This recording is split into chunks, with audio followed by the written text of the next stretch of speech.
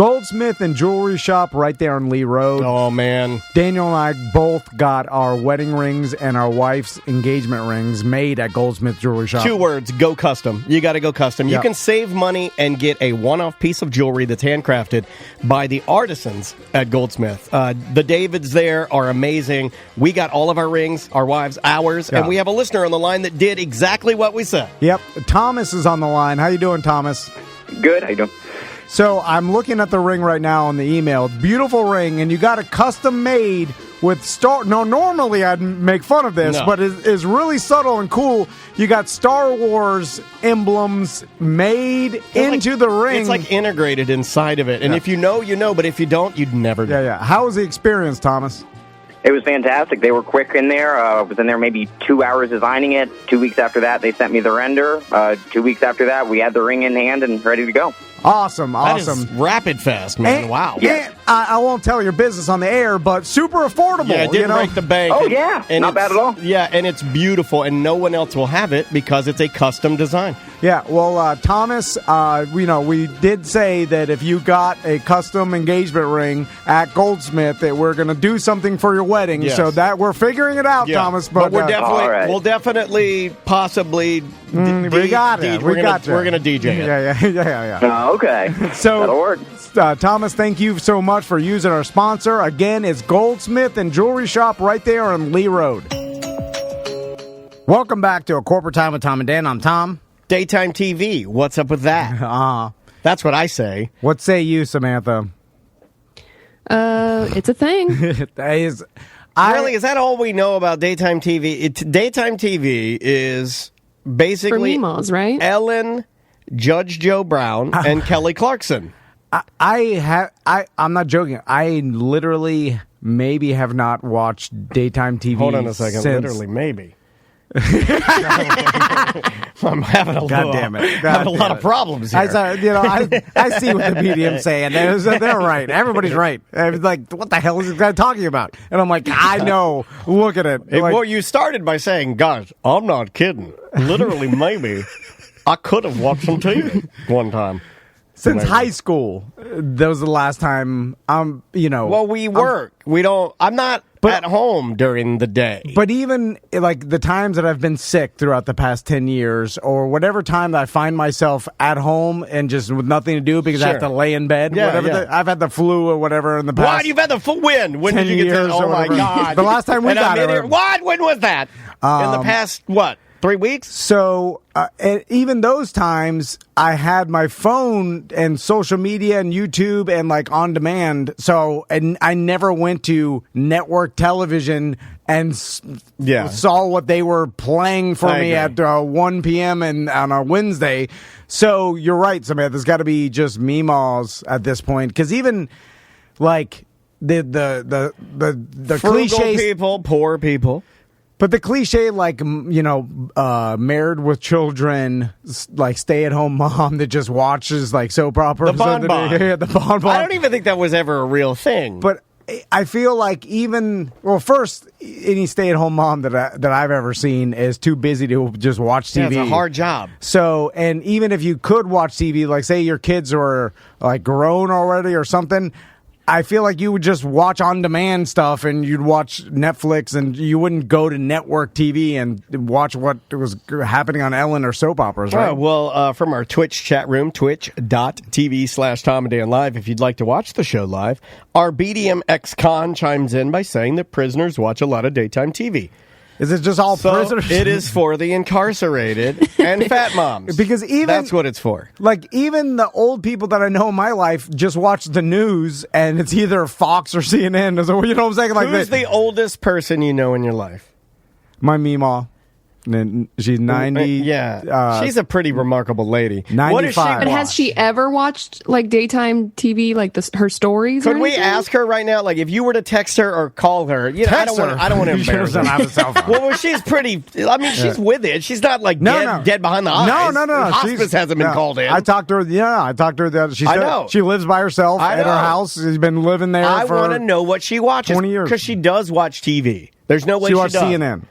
She watched CNN all day she's long. One of them. Yeah, All right.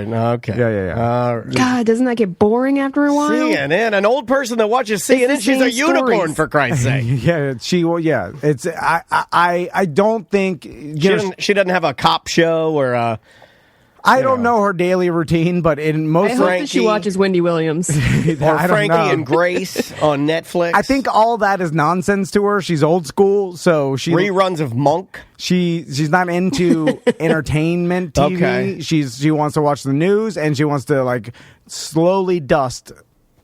And then I got Turn into dust. no. God. How dare you? I was about to punch you. I didn't know what I you was were going to punch your hat off. You make fun of my Meemaw. No, I'm not. I didn't know what you make fun of meant. anybody about You're Meemaw. like slowly dust. I'm like, what is that? Do people actually dust anymore? Everybody in my family is on the table. My mom, my sister, all that. You can make fun of them all day long. My Meemaw, she's a saint.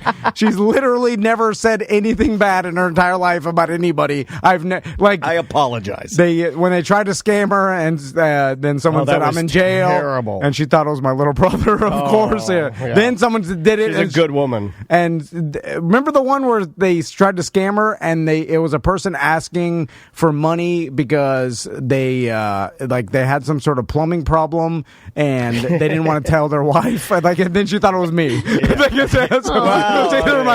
And there's many grandchildren. There's like 2, 4. There's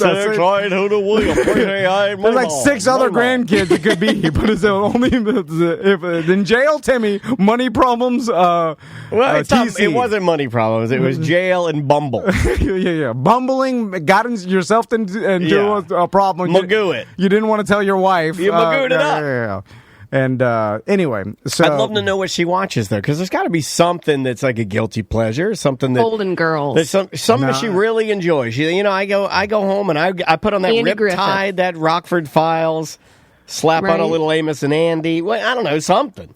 I've never seen her watch a show. I've never seen her even, besides from That's interesting. making her Christmas breakfast quiche that Oh, she I made love every that. With the year. sausage and the cheese, right? Yeah. Oh, yeah. And then Delicious. Other than that, she likes a 1 Bud Light a day. I think she's still Really? Oh yeah, she's Yeah. been drinking 1 Bud Light. Back in her 70s, she was drinking a couple, but now That's like she's a Phil got Collins song, isn't it? and she likes her 1 Bud Light. Yeah. And, Meemaw's drinking 1 Bud Light. And then she has the stereotypical Meemaw poof that apparently I went back in like some old black and white World War II pictures. It's a darker poof. And then it was just a dark poof. Yeah. I was like, oh my God, you've had this poof since World War II? Yeah, the poof. Like, I assumed that you had like straight hippie hair, but no. That's how you look, and you can tell. It's almost like reading the rings of a tree. If you see one of our elders with a white, like a stark white poof, she has earned that poof. Yeah. Yeah. It's still jet black right now. Like, Well, I mean, you can choose. You can choose to go She jet- never let Your it go. Meemaw has jet black hair? Jet black poof. Yeah, like almost I like love your Meemaw. Yeah. She's had a jet black poof my entire life. Like 38 years. I got a jet black poof all of my life. I got a jet black poof. That's good, man. And she drove up until, I'd like to say, 3 or 4 years ago, and there was Convertible. No, it was an Poof, old Cadillac for a while. Yeah, Like, poof hard in the wind. she had, growing up, she always had this gigantic, like 1980s 88 boat Cadillac. Yeah. That Or a Lincoln. Is your Meemaw in the Mafia? Oh, the Meemaw Mafia. My pawpaw was like We call it the Me Mafia. he was the guy that had businesses down in South America, and He's had the El Salvador stoplight. Okay. And So, then- yeah, there's some ties He there. was Yeah, the El he made a lot of Salvador money. stoplight kingpin. Apparently, everybody in my family says that's where I got my genes from, because he was a smart businessman. Oh, my God. He spoke Japanese and he spoke Spanish fluently. You can barely speak English. I know. Yeah. That's why I'm very Wait disappointed. a in my minute. I'd family. like to have an audio recording of him speaking Japanese. If they're like, and here's audio of the El I don't know. Salvador It's all tall stoplight kingpin. tales. And then they come and they're like, ho, ho, ho, Kong Kong Fooey, burr, burr, burr, PK Changs, He was from PF Changs. he he was from Missouri, so he wasn't down. My pop was from Miami Swampland, and then my pawpaw was from Missouri. Like he was from the north. They didn't get along. He didn't speak apparently. Mandarin Chinese, more of a Sunny D Chinese. I don't know how much of Chinese he spoke, but he spoke fluent Spanish. That's obviously. It's impressive. Businesses down there. I'm making jokes, but you've I don't remember the story him for forever. He passed away when I was like 7 or something like that. I don't remember much at all. Tragedy. Yeah. No. He smoked, so like got the lung cancer. So he was cool. He was the old quintessential businessman. I remember me and my cousins found his old briefcase, and there's bullet casings and bullets in there. That's pretty cool. And then some loose paperwork. But he rode That's with what bullets. I'm saying. He He's had a real some man. connections, man. No, apparently down in South America, you have to have Bullets in your briefcase. Yeah. You're armed. Great band name. And you have like an armed driver that take your kids to school and We stuff. just heard this yesterday with our good friend. I don't know. Am I allowed to tell that story? About our buddy Mark? With the clothing company? Oh, what? With what? Well, remember he was going, and he had another buyer go to visit a factory, and they cut off 2 of his fingers. Yeah. I'm just saying, when you go to when you go to other Right. countries, Sam, and you do business, sometimes they take your fingers, and that's just the thing. Yeah. And if you want to hear It's that, the cost of doing business. you can go to YouTube and search Tom and Dan Live and find our interview with Mark Villan. I think it was just played the segment before this. Yeah, it may have. I don't know. I'm just on the show. So anyway, my Meemaw, she's a national treasure, and I wish I had my grandparents, man. I'm so jealous of you having any of them. well, she got her first vaccine dose, so we'll be able to go down and visit her after Sweet. she gets her second. Get to see her boys. Because we haven't been able to see her, so I didn't want to get anywhere near her. She's 95 years old. Like, I'm not bringing my Dude, I haven't even seen my COVID redneck kids around. We've limited it. Yeah, no, exactly. No, it's true. They're in school. You know, I mean, like we've limited even seeing parents. Like Andrea's dad. You know, I mean, he's had his fair share of health challenges, so it's just not smart to go licking those people's faces like kids like to do. But, he got his vaccine though. Right He did. after, I think he got his second dose. So he's, cool. Yeah, he made it good. He should be good to go. But I guess they do tell you to aren't you supposed to go? I don't even know. I guess you're supposed to go and test to make sure you have your antibodies. You can do an antibody test to make sure it. Before it happened. I was like, once they got their vaccine, you're fine. That's kind of what I think. Whatever. That's what I think. I mean, how safe do you want us to be? Like you got your vaccine. All right. All right. I'm not going to cough in your face, but I'm going to hang out with you now. I don't know. What do we all know? I don't know nothing. You want to do a couple of voicemails, buddy? Yeah. Because I got some. Let's do it. Let's jump in here and do. Oh, man. Sometimes these are hard to pick. Let's try this one right here. Hey, Tom and Dan, BDM Ryan here. I'm leaving this voicemail on behalf of everyone who emails the show. Since working from home, I'm able to catch the Twitch broadcasts pretty much daily, and every few days before recording starts, either Tom or Dan will ask Samantha if she has some emails. Sam will say, yeah, tons, and then go about organizing her stack and picking out some good ones. This man's voice and the way he talks gives me anxiety. I don't think you hear him. Ron, put him on the list. This is Anxiety Man. Now we have a guy that His inflection, the way he's speaking, I like it. It's like, oh my God, it's like he's hitting me over the face. I think he kind of speaks like I speak. No, fast, a lot of words. Yeah, but it's too much like a robot, and it's too fast, and like for the.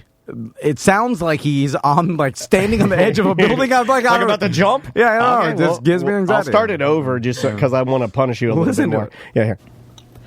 Hey, Tom and Dan, BDM Ryan here. I'm leaving this voicemail on behalf of everyone who emails the show. Since working from home, I'm able to catch the Twitch broadcasts pretty much daily, and every few days before recording starts, either Tom or Dan will ask Samantha if she has some emails. Sam will say, yeah, tons, and then go about organizing her stack and picking out some good ones. Then once the segment starts, we never hear about emails again, and we see Sam put her stack of papers away. Just this past Friday, actually, at the top of the show, Tom said, we'll do some emails, and Dan said right before the last break, show at tomanddan.com for any last-minute emails, and then we went straight into dump them out, and the show ended. I'm just curious what you guys are doing with all our emails if you're not reading them. I'll hang up and listen. They're on to us. They know we're storing their emails. All right. Goddamn anxiety man. We've been hoarding your emails. Anxiety man is keeping track of what we do, and it's bothering him. We use the emails for fuel to burn inside of our Snowpiercer train. Our show should be ADD with Tom and Dan. Yeah. Maybe that'll be the new name because that happens to us. No, a lot. we'll forget about it. Yeah, because of our ADD. We'll go into wanting to do emails and then get sidetracked with a different topic and then keep going that way, and then we'll forget all about what the hell we just said. That happens a lot. I mean, speaking of which, Sam, do you have any emails? I do. All right, let's do it, just because of this guy. Yeah. Okay. By the way, he is Ghost of Minute Bowl in the chat. Whoa! No! Now I can't be your friend. You have a nerd voice. I thought Ghost of Minute Bowl looked like... I wanted him to be tall and handsome. No, you know who I imagine he looked like the guy from, the Bomb movie, and he shot bow and arrow. He's that guy. The Bomb movie and shot a bow and arrow. Yeah. I don't know what you're talking about. He was in the Bomb movie. Well, I got hundreds of Bomb movies in my brain. And then he was like Hawkeye, the superhero or whatever. Is that Jeremy Renner? Is that Yeah. Oh, yeah. Okay, I can see that. He has a band, Jeremy Renner. Ghost of Minute Bowl looked like Jeremy Renner, and I thought he was like a stoner Jeremy Renner. I thought he kind of looked like Army Hammer, bigger ween. Okay.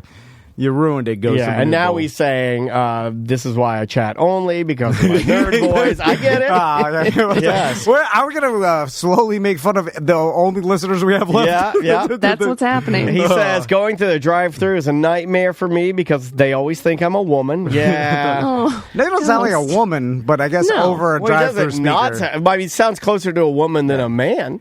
Yeah. So that means you sound like a woman. Yeah. I On the mean, spectrum, if there's you're two- closer to the woman on the spectrum. Yeah. Mm-hmm. I'd have to see what you look like, though, to really, get in on you. Mm-hmm. Yeah. What do you think it looks like? I Just mean, based like on most the of our voice. listeners, ugly, I would say. Okay. Yeah. Well, we don't have... He got no beard, right? He's not like... We don't have any attractive people that listen to this radio station. Yeah. The ones we did have... Well, they exited we when creeped them Tiffany... all out. Yeah, when Tiffany left. And Well, yeah. Some BDMs, Tony creeped them all out. a lot of poor choices, bad events, a lot of money grabs, a lot of just blatantly lying to them and stealing their money for years. It's amazing that anybody even listens to this channel anymore. Yeah, the smart ones, they took off early. They're like, we don't want no part of this. But then they still cling to those good memories. Because it didn't get real bad then. Yeah, and then they come back every once in a while. They're like, I run out of stuff to listen to. Let me see what they... Oh, God, it's worse. It's worse. Bad. How's it still going? It's worse than before. Yeah, it's just moving now.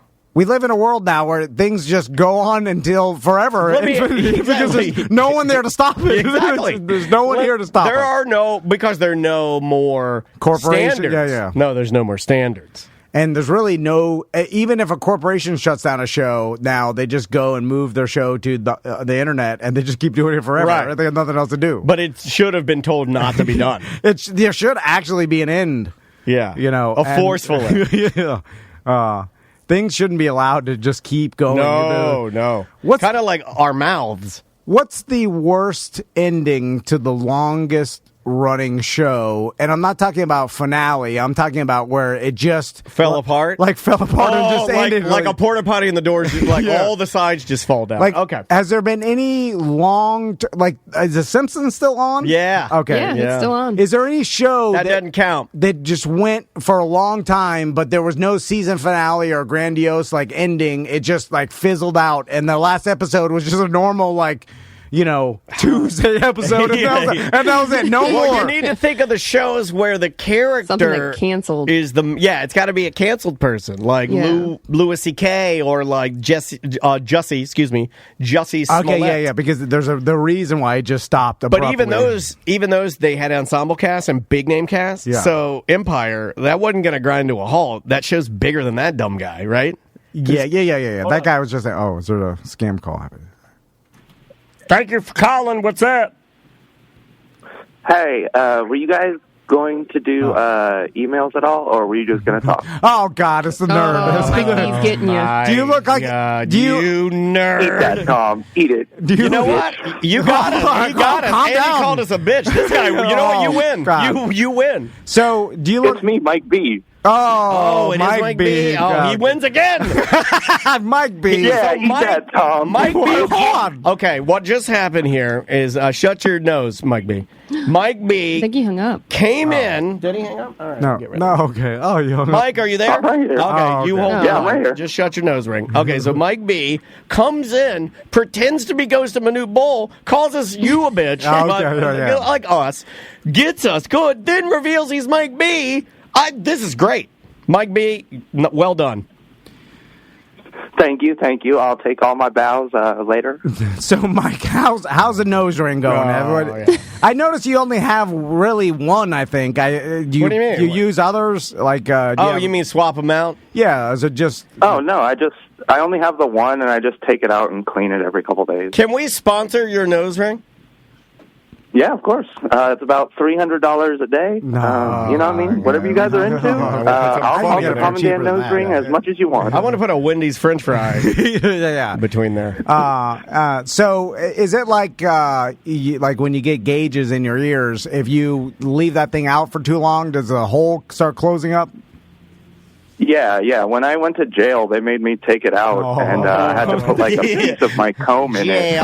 Nose ring. Keep it open. The saddest part about that whole thing is imagining Mike B slowly unscrewing the ball of his nose ring and then putting it in the little evidence baggie. That is not the saddest thing. okay. The saddest thing is getting out of jail, putting it in, and then re-screwing. yeah. That's the saddest. Do you do it in the lobby of that, like when they let you out, or do you wait till you get in your car? How does it work? You wait, you do it in your friend's car. You leave your car there the whole time? I don't know. Your friend picks you up. You go, hey. You do it right in front of the officer, and you do it real proud, like, No. yeah, you can't conquer me. No, you get your belongings, you run out to the car, you scream sweet freedom, you get in the Kia, then you have them swing through Krispy Kreme drive-thru, get a coffee, and you do it oddly while you're there, and then you talk about how you want a steak and you need to get laid. Mike, did you? Actually, my mom came to pick me up from jail, and she was just like, are you hungry? Do you want some Burger King? Burger King. Oh my God! Put your nose ring back in. I hardly recognize you. Now, do you want your normal king size chicken fries? I'm a croissant-wich type of guy. Yeah. Oh, you got breakfast. Early release. Or get in the morning. What did you do with that No one whole lets you out of day? jail at like 8 o'clock at night. They You gotta should. get out in the morning after. Yeah. What do you start day drinking? And hard. Does your mom like yell at you, or does she just like, here's your chicken nuggies? Yeah, got you some nuggies. I got you a new No, video I have game a total- cartridge. I have a total enabling mom. She was like, it's okay. You didn't do anything wrong. You'll be fine. We'll get through Yeah. this. I bought you a PlayStation 5 and one of them virtual helmet things. You can go in there and you can wax sabers with some of your friends. Get in there, get the Minecraft going, and put your nose ring in and get your Minecraft and go wax sabers. Hey, Stacey, come on. I regret a lot of my life choices. Are you, Mike? Are you married? Yes. Oh, Yeah. I don't know. Why For like 10 years. Oh, okay. God, I don't just know. shot tears out of I my don't eyes. know. This is how little Tom knows of our listeners. No, I thought so, but then I was like, because then I was It's like, hard to believe, isn't well, it? because I was like, why didn't your wife pick you up? Did your wife mad at you? Is that why she didn't pick you up from jail? Well, I met my wife on the probation for my first DUI. And then 4 days before we got married, I got my second DUI. And she told me if I get a third, we're going to have a conversation. Just a conversation. God. We're talking about a conversation every day, Mike. And I hate it. Every day. And I'm literally... No one stops me. Everyone enables me. I don't know what it is. Everyone just enables me. I know. Yesterday, Andrea asked me, she's like, do you want to know how my evaluation went? I'm like, if it wasn't good, I figured you'd tell me. You know what, Mike? I have that enabler gene too, and I want to enable you bad. You are. Yeah, why not? I feel like I'm doing it by I continue to mention Mike B all the time because I want him to stay the way he is. Yeah. And you don't and want this him is probably to not. You don't want him to un-Mike B. No. I want him to. Well, I want to build you the guys say character. that until you have to come to my funeral. Oh, I won't go. I won't go there. What would Mike B? What advice? I won't show up. Mike B, what advice would you give to a man whose producer feels like he's raising two Mike Bs? I'd say keep enabling it. It's gone good so far. Imagine if me and Mike B went to Vegas, right? And It can happen. My wife has to go for a trip possibly, and she wants Dead you the and first night. Is it? I'm wondering if I go because sometimes I can morph into the responsible one if I know that the person next to me is the irresponsible one. See what I'm saying? That's true. Like- you are not the worst. You're adaptable. I do the same thing. So, like when I go places with my wife, I'm always irresponsible because I got the the old lady there taking but if care you of me. go somewhere with Remy, you're top dog. Yeah. Then I'm like, oh, well, I gotta, I can't get his drunk, huh?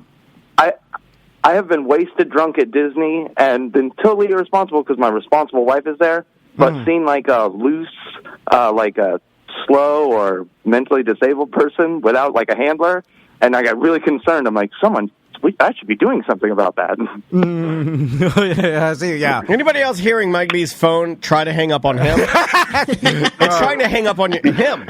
So, Mike, you got your stuff together now, though, right? Everything's good. Yeah. How? Yeah, That's believable. it's okay. What are you on the brink of all times of things all falling apart? I always wondered, if I kept up my lifestyle from the past and just I didn't let my wife just take over all the finances, make bad decisions, bad at life, the whole thing. I often, if I didn't listen to Andrea, that'd be bad. Yeah. So how many bad decisions are you away from complete annihilation at this point? I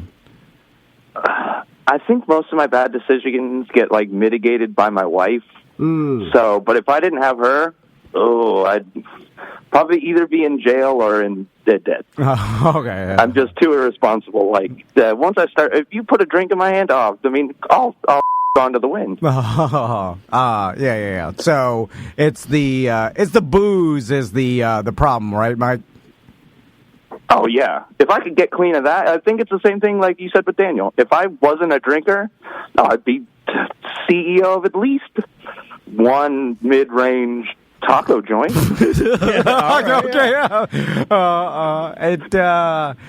I don't know. Well, I was just saying, no. That's when you're supposed to say, you're right. Yeah. No, but then, that sweet, sweet booze, what are you going to do? Be bored all your life? Well, if you don't have anything to unwind with, what are you, just constantly productive and happy and never have to recover from everything? That's my wife. That's what I tell myself too, Mike. We all tell ourselves something. I'm with you, man. I don't understand it either, but, she'll come in from a run and be like, I just feel so good today. And I'm like, what? All right, Mike. If I'm running, it's because something's awfully wrong. Yeah, exactly. What if we opened Tom and Dan Taco Palace? Could you run that for us? What are we talking here? You hire some sweeties? We need some. Could you be Let's do it like a bikini taco. Oh, yeah. Bikini Taco Palace. I will definitely be the manager of your bikini taco joint. All the hiring. Only the hiring. Like a manager of a bikini taco joint. Tom and Dan Pink Tacos. No, there's already pink tacos. Oh, God damn it! Damn it! Let's go brown tacos. Oh, okay. No one's done that. All right, Tom and Dan's brown tacos. And car wash. All right. Bye. I'm hanging up. Bye. It got sad. At the end. It did. I was like, are we really going to do this here? Because he's like, if I could just get away from the drink. I'm like, that's too serious. If I could just get away from the drink. By the way, only alcoholics call it the drink. Or if I could just get away from my lifeblood, my sauce. Yeah. Sauce, drink. Cup of Electric Joe. Yeah. What the? My medicine. Stop saying that. Yeah. When you say White Claw, when you say, I got a beer, that's fine. Yeah, you're if I can stop drinking 8 or 9 natty lights a day, okay, that's the problem. That's exactly what you have to stop. All right. We need to we need to break, but we also need to evaluate this bikini taco idea. Okay, listen, I got ideas for days. All right, we'll come back and bikini taco. Welcome back to A Corporate Time with Tom and Dan. Tom, how you doing, Sam? I'm good. So, there's a thing that has been happening in the past few weeks that is extremely frustrating for a couple of things. Oh, you mean in the studio? No, at home. This is at home. Is this about me? Nope, no. Okay, I thought it might be about me. Me and my sons. And I don't know if other people have these revelations or not, but well, a lot of people don't get as high as you and I do. Okay, yeah. So they're maybe not, they don't think about it. Yeah. The majority of people don't have a lot of what'd you call them? Revelations. Yeah. I'm thinking too much about everything. I was going to say reservations for some reason. Maybe that too. But so I'll see my sons will do something that I realize I do. And then it makes me realize that it's poop in the kitchen. It's somehow ingrained. Well, no, they poop and never flush it. There's turds everywhere. What's the deal? No, it's like they're bullying me, Daniel. No, it has nothing to do with that. No, they want to get back to life. Yeah, they don't. No time for flushing? No time for flushing. In fact, I wanted to get Pabone to do a shirt because I had to figure this out. Because my daughter's not an animal. No time. And does that mean that they do that at school as well? No, they don't do. They're golden at school. Yeah, at school they do everything right. It's home. They don't even safe space. My sons won't even pee at school. Oh, they're like SBK, where they have to be at home. And I scream. Well, at least they're not like Drew. Drew used to take all of his clothing off and poop. Like there's some like weird George thing. Costanza. Yeah, Drew Garabo, I believe. I mean, he could call into the show, correct me, but I'm pretty sure he and I, when we worked together, we talked about this. I went through a phase where I used to like to take my button-down shirt off, but that's when I was fatter. And I'd have to air out my belly. One time, and then Crystal is Maisie poops at school though. She does. Yeah, well, she's an adult. She's already. tough. My sons have never. They don't even want to pee at school. And why? They don't want people seeing their penises. That's what it is, right? No, there's no reason. And I'm like, just do it. Because you're so weird about like. No, I'm not even. They didn't get it from me. I don't know what. Maybe they got it from. But you don't. You know how long it took you to be able to take a bowel movement here? No, I did it all the time until you guys shamed me until we clowned you so bad about the sweet beans and everything, and then I stopped doing it. I changed my schedule.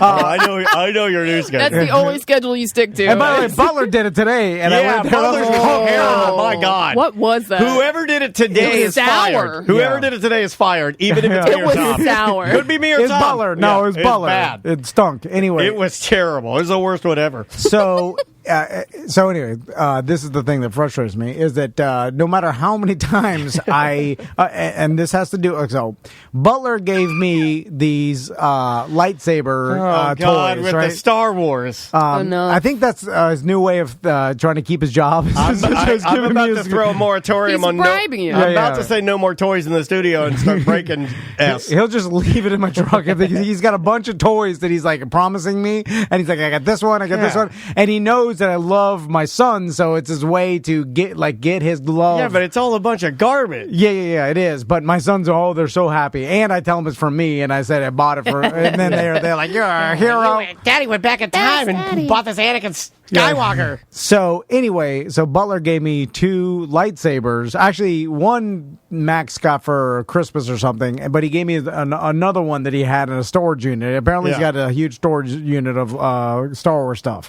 Oh, that doesn't sound so spectacular. So he gave it to me. The storage unit of Star Wars. He gave me a Darth Vader helmet and a Darth Maul mask and this whole thing. And so now Max requests to play... I request to play Darth Maul with you, Daddy. And that's all he wants to do. He wants to turn off all the lights because they light up, and then and then Tommy pretends to be a droid because he doesn't want to. He's a nerd robot. Leave him alone. And then Max droids cuts him down every time because Tommy pretends like he's coming out right through his circuits. Yeah, he kills him every time. Anyway, so every time Max wants to play this, he's like, Daddy, you want to play lightsaber?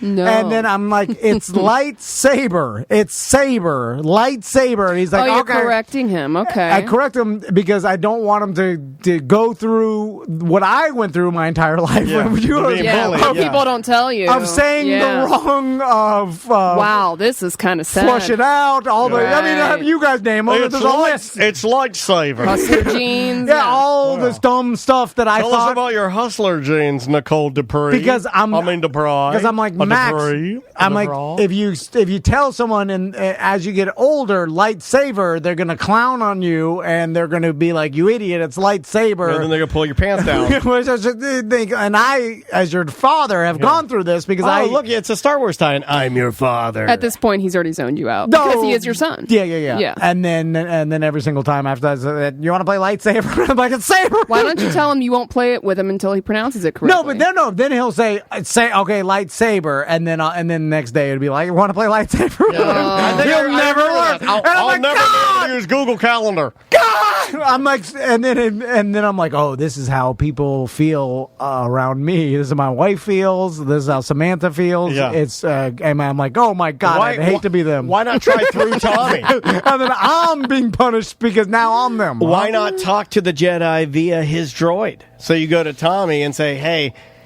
it's lightsaber, not lightsaver. Now, droid. does Tommy say it lightsaber? He's uninterested in the lightsabers, and he wants to be a droid that just gets I am a chess playing droid. I am a chess playing droid. And then Max just kills him every time in 2 seconds.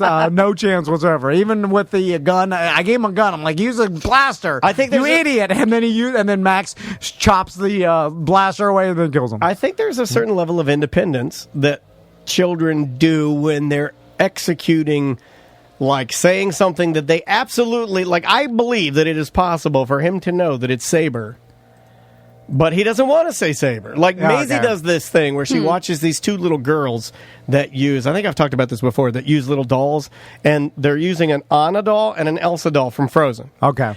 But the girl doesn't use the names Anna and Elsa. She uses Anya and Elsia.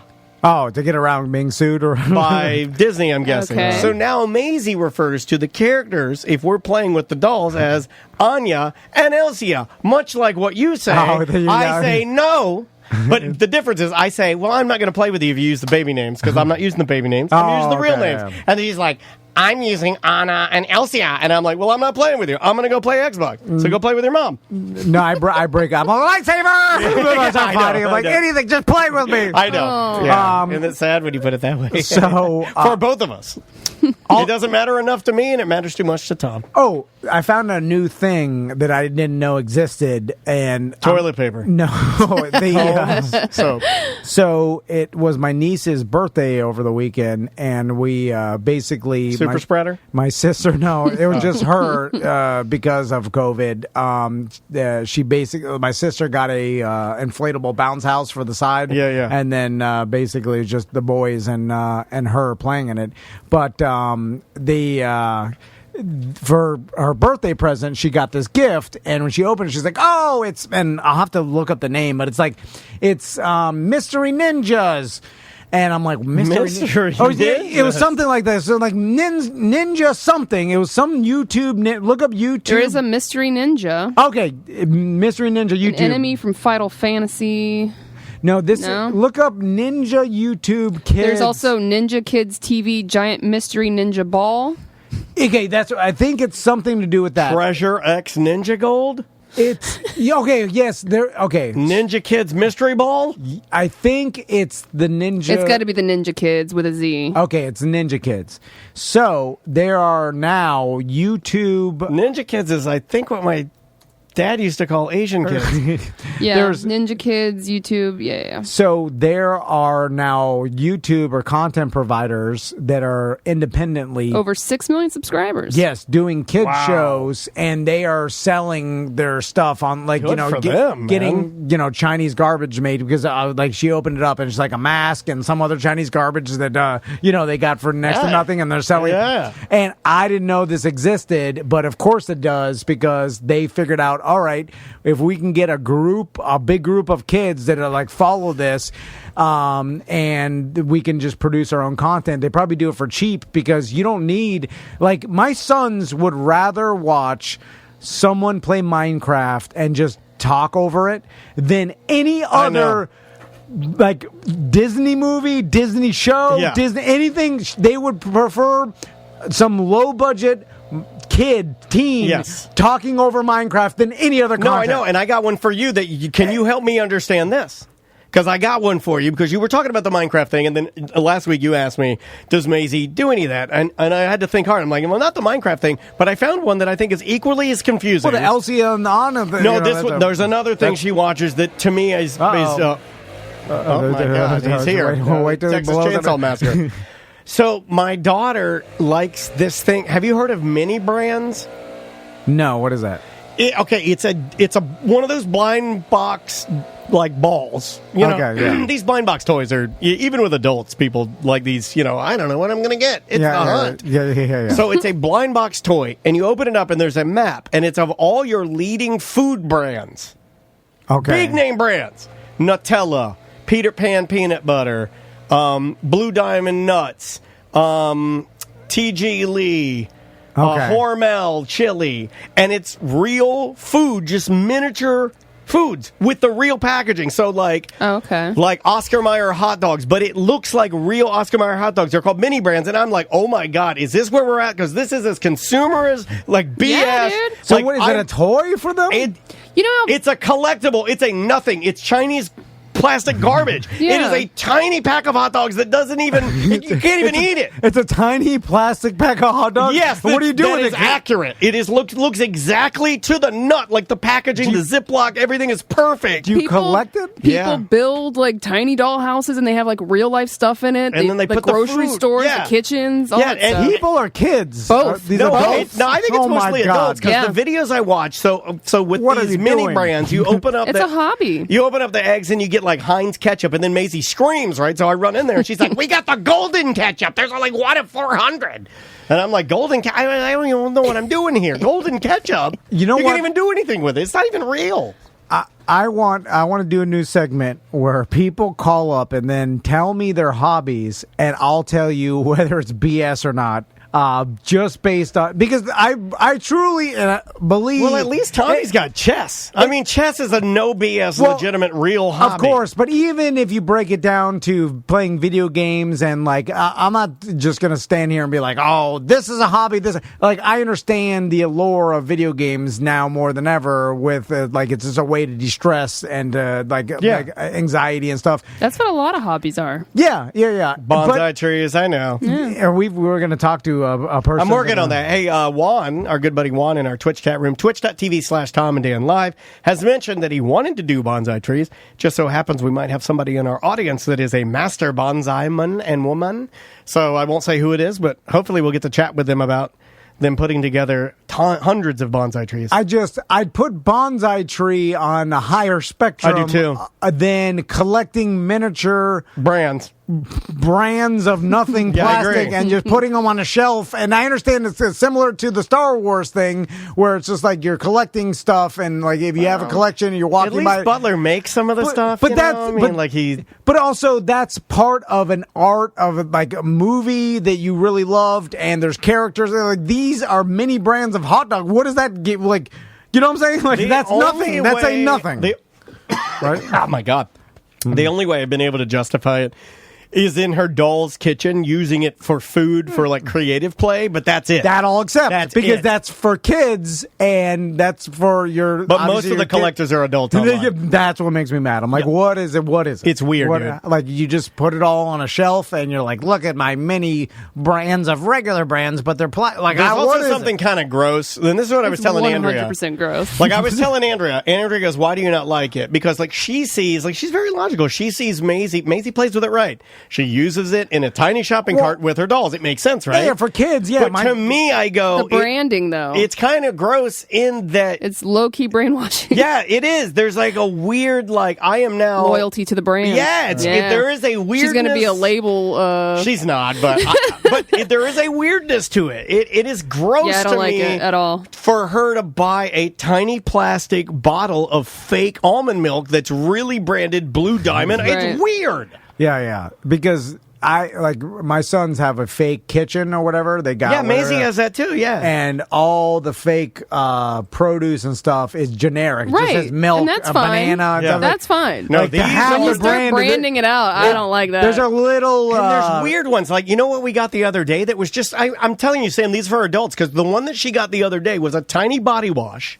It was Dove Men's, and the smell was like active, fresh. Or like their actual smells. No, right. it was the real bottle. It's don't like Heinz it. 57. We got Worcestershire sauce, but they're all... You can buy your own mini mart and fill it with all of your mini brands. We got I'm the looking at it shopping now. cart. I hate this. I hate everything about this. Well, They have to get licensing rights they pay the brands. the pay brands for pay. it. to be in there. Yeah, okay. of It's course. gross, dude. It's so gross, and It's I'm way up in marketing it. for them. I'm Yeah. way up in it. Gross consumerism. I It is so gross. No idea that existed. That's brilliant, though. What better way to display your collection of Yeah. real mini brands than a mini shopping world? I'll need bring to them in. brainwash the I'll bring them in kids. tomorrow so you guys can see how disgusting they are. Now, again, for kids, this makes perfect sense. But the adults that do this and collect these things, and I'm telling you, it's mostly adults. Yeah, I went in there one this is time. crazy talk. I went into Walmart one time. If I'm out and about, like I don't, I talk about how I like Walmart. I'm the only person on the show that likes Walmart, by the way. Oh, God. They think I'm nuts. I mean, I shop there, but I hate every I don't second go of it. there. I don't go there all the time, and I'm damn sure not making a special trip to go there. But if I'm in the area and it's there, I'll swing through because they do have the highest concentration of these type of crappy products. So I know they carry mini brands. I swing through there to try and get Andrea some. Not only were they out, but I did see one guy buying them or getting the bigger packages because they make like huge, like $70 starter kits. I'm not buying that crap. They were all grown ass men buying them. I've never seen a kid buying them. Ever. That's weird. I just don't understand. I just can't understand it. It's like, what are you? There are people doing? that build like tiny little sets or like the towns, stuff like that. I could see using it for that. Yeah, but again, only the one of branding those- is weird. There's only one of those I appreciate, and that's the guy that makes the miniature food for his pet hamster. That guy's awesome.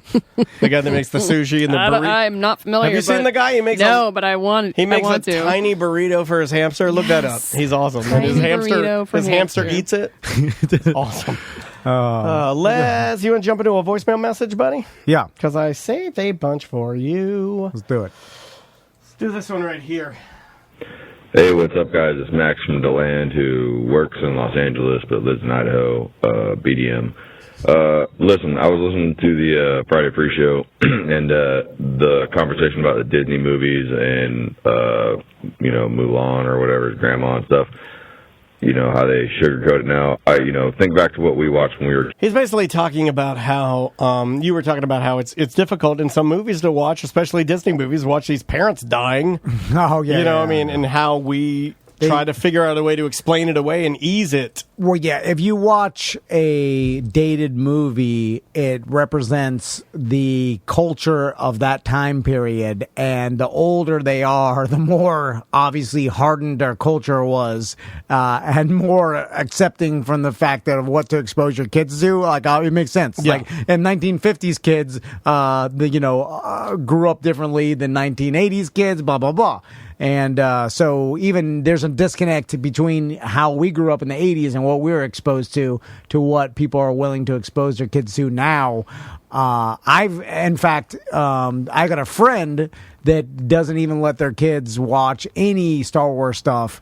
And they're they got kids the same age, and they think it's violent, and they don't like that. I mean, there is violence. Yeah, you can make that argument. They for don't. sure. They don't want to expose it. It's a wizard too, which I'm like, what the hell? How are you like this? Super conservative. I mean, But by the way, they also let their kid. They don't do any meals. They let free range. Their kid gets their own food or whatever. Like this whole hippie way. Like you don't let them watch Star Wars. whatever works for you, man. No, They'll I see made it at a fun of friend's house eventually. Yeah. You know what I mean? I tell them, like, what are you? Just put it on themselves. You think you're better Right. than me? I was screaming at them last night. Darn it, they figured out how to turn the TV on this damn free range thing. I have to turn that off. So, anyway, yeah. He continues. Think back to what we watched when we were kids. We watched Bambi. Like, I think that was one of the movies that made me realize that death is one of those things that you can overcome, where you watch your mom get shot by somebody and you just, Power figure out through a the way. trauma. Just wondering your thoughts. It's interesting, your voice kind of played into this voicemail. Sounded a little like Sam Elliott. Yeah, a little bit. I'm trying to think of the first thing that I watched, movie-wise or TV-wise, that actually had an effect on me. Like death in it or anything? And I can't pull a memory. I don't have Large one. Marge. That was scary to me. Yeah. The Scrubbing Bubbles were scary to me. That Delta Force movie, that Chuck Norris movie where the lady got raped on a pinball machine that I remember watching, that was very scary to me. It's hard to go back, and I'm learning this as I go because I didn't understand the difference between trauma and like just raising your kid with being tough or whatever. And there's a correlation between yes, trauma does make you tougher, but in a maybe in an unhealthy way. Unhealthy way. Yeah. So it's like, yes, trauma can be the reason why your kid is tougher, but he's got all this other baggage that goes along with toughness, and he can't, you know what I'm saying? So it's like not a good way to toughen a human, right? Me and Juan have been trying to tell you this for years. I'm learning. I'm trying to learn. He's God gotta damn talk it. it out. Listen, it took me 10 We've years. You wanted to force trauma on your kids to give them grit for Look, years. he's Am I only supposed to had learn his it? kids for 6 years. Cut this guy some slack. My God. I can't learn everything. So anyway, but then it's all right. If you don't use trauma, then how do you do it in a healthy manner? And that's the hard part, because it's like, all right, manufacturing some sort of something that does the same thing as trauma, or like the toughness, I don't know. It's like, all right, don't expose your kids to these sad or violent things. Maybe violence different than sad, Right. And I so, mean, they should be able to work through emotions. yeah. And then it's like, okay, well, then Bambi's mom dies, or this person dies, or like, okay, well, how young or where do they need to be? Tommy I and don't Max know. bring that stuff up because May does all the time. Like, I hate it, and I just act as if it's not a big deal. Like, we'll be talking about something, even at dinner. Like, I'll be having a conversation with Andrea, and I'll be like, "Oh yeah, I heard her grandma passed away," and then Maisie will look at me and be like, "Your mom's dead."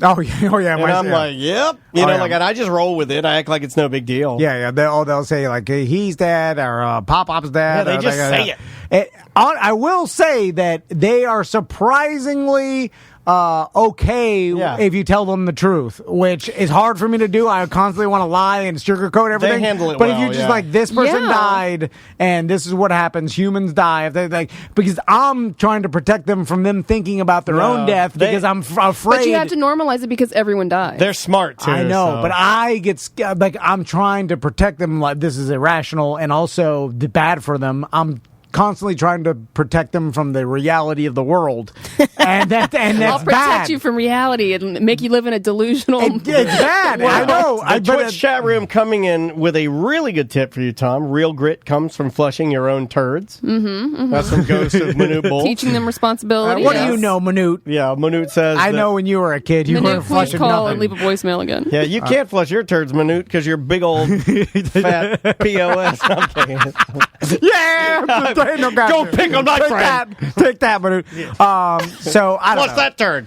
It's I realize what this guy's saying, but then I look back and I'm like, man, I watched The Abyss. My dad took me there when I was I was 9 years old. EJ nailed it. My daughter hurts my feelings constantly. She's giving me grit.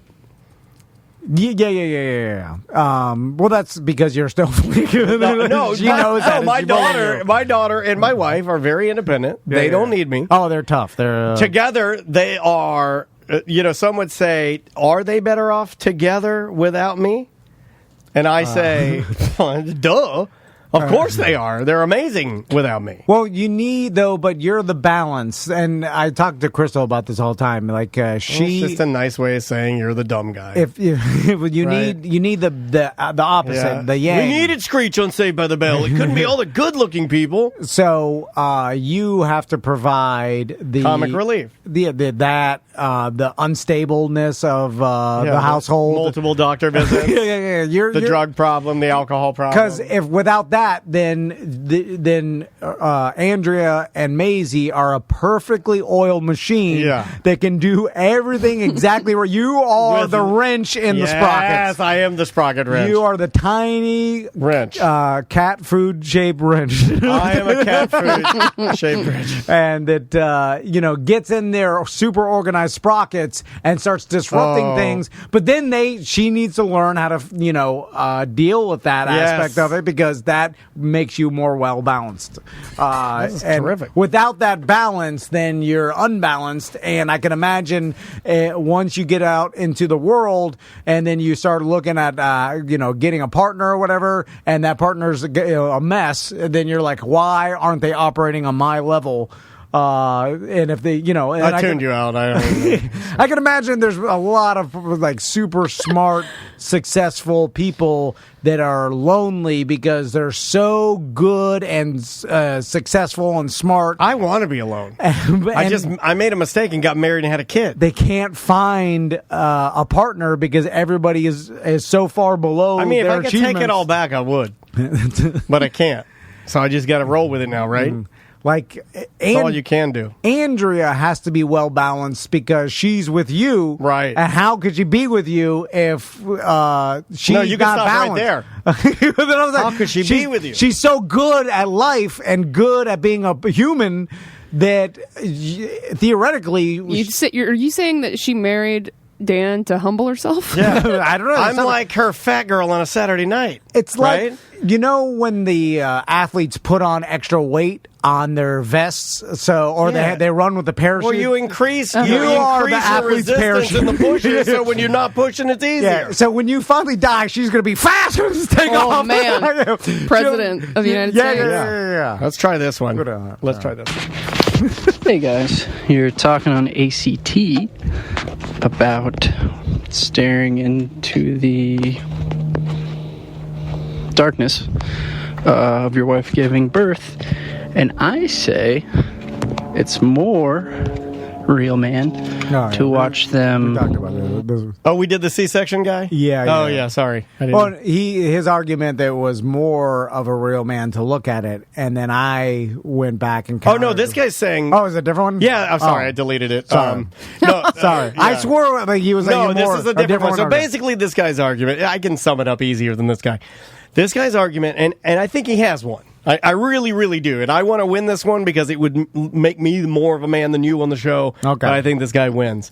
He's saying that it goes, you're not looking at it, so you're less of a man. I looked at it, so I'm more of a man. He's the real man because he looked at a C-section where they cut her, lifted the guts on the table, pulled the baby out, guts back in, sew it up, and he watched the whole time. Okay, yes. So is that guy the real? I think he's right. Because now you're looking at like a surgery. And dude, I'm going to be real with you.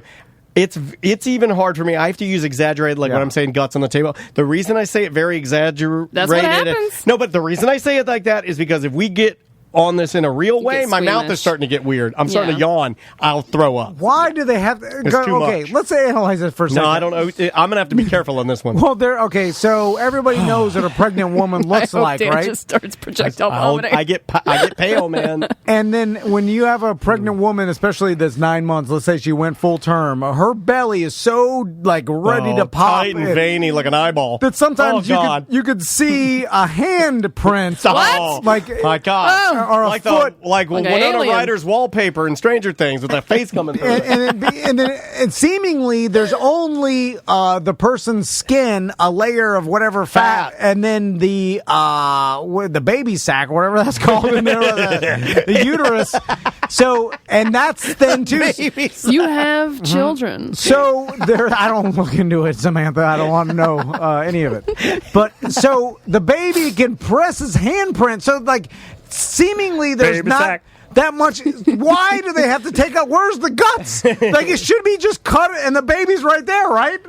Why are they taking out guts? I mean, you got to cut lower. Don't cut near the heart and the guts. Cut lower. Cut closer to the... because they... I almost did it. Yeah, you did. Cut closer to the thing where the things come out of. Don't cut up top. Up top, I got lungs. Is it because they're trying to hide the scar, so they have to cut... They usually do it on your waistline. And that's but where I still the guts see are. that, especially in porno. I'm just saying that it doesn't make any sense to me, because it's not like there's like, I got a bunch of guts, and then the baby's behind it. You know what I'm saying? So I'm like, why are they taking out the guts to get to the baby if the baby's right there putting the handprint? Maybe they're doing it because, like, maybe it's a courtesy.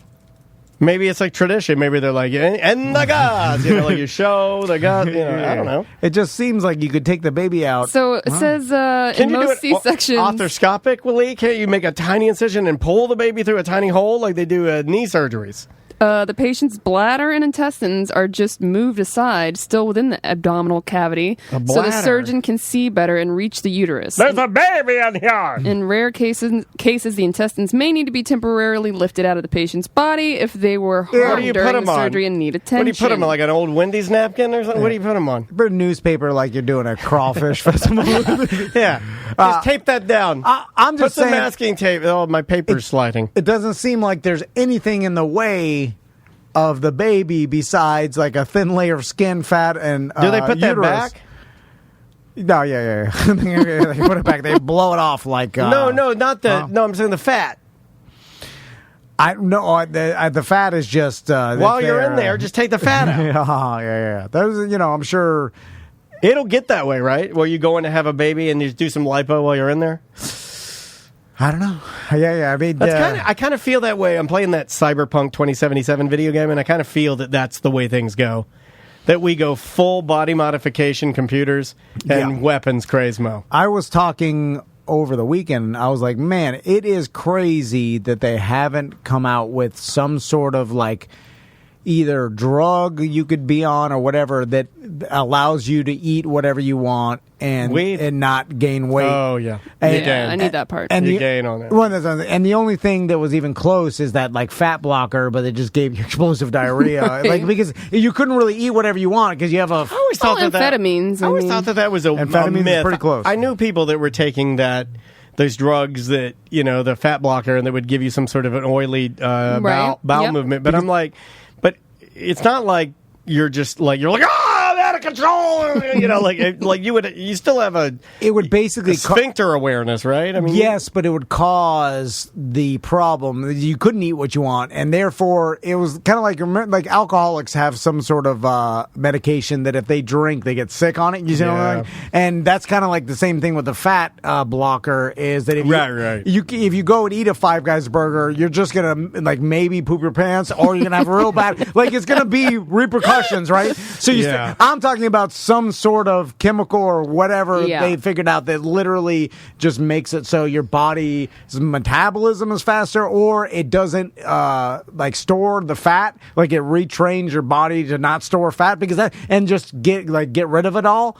Because our evolution is what makes us store fat because we went so long without eating and had to store fat to keep us alive. But if you were able to somehow, I mean, maybe you could program it genetically before the person's born, so they're genetically, because they do it with certain diseases now. You could pay to get your kid so it never has. That's probably what cancer. they'll end up doing. Brock in our Twitch chat room says that they actually use that whatever Olean, whatever that type of stuff. They use that as an industrial lubricant now.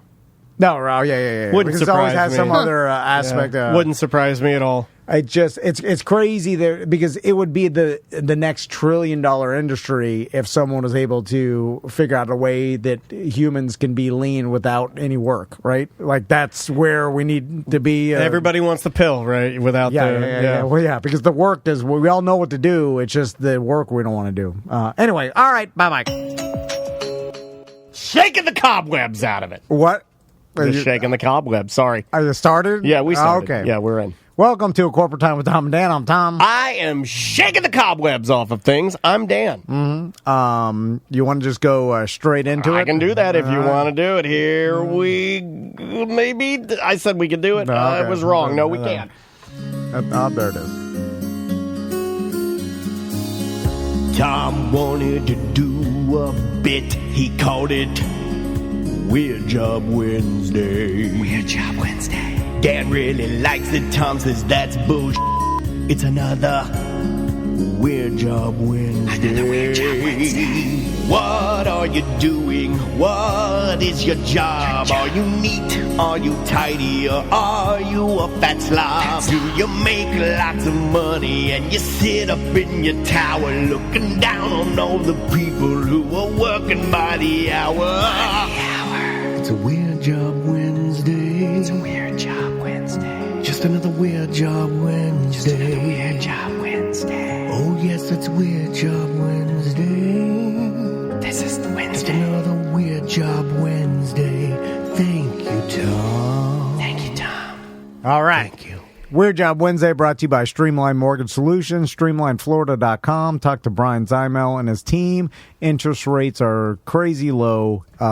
It's probably advantageous for you to at least look at your life business and decide, like, hey, maybe I should take some money out of my house, pay off all my debt, maybe get my mortgage insurance off, monthly payment, just reconfigure everything for your best possible life business decision. I've done this multiple times, and I got to tell you, I did too. I've done it twice within the past 2 years. Correct. Once was to drop it down to 15 years. Drop it low. And then once the interest rate got so low, Brian Zymel and his team are like, hey, it's better if you refinance, you will get a lower payment. I stay up at night. It doesn't cost you anything. No, I stay up at night thinking of a simpler way for us to say that than what Tom just did. And what he said was all accurate. Everything he said was accurate. Here's why you know it's a great decision with Streamline. Okay, you ready?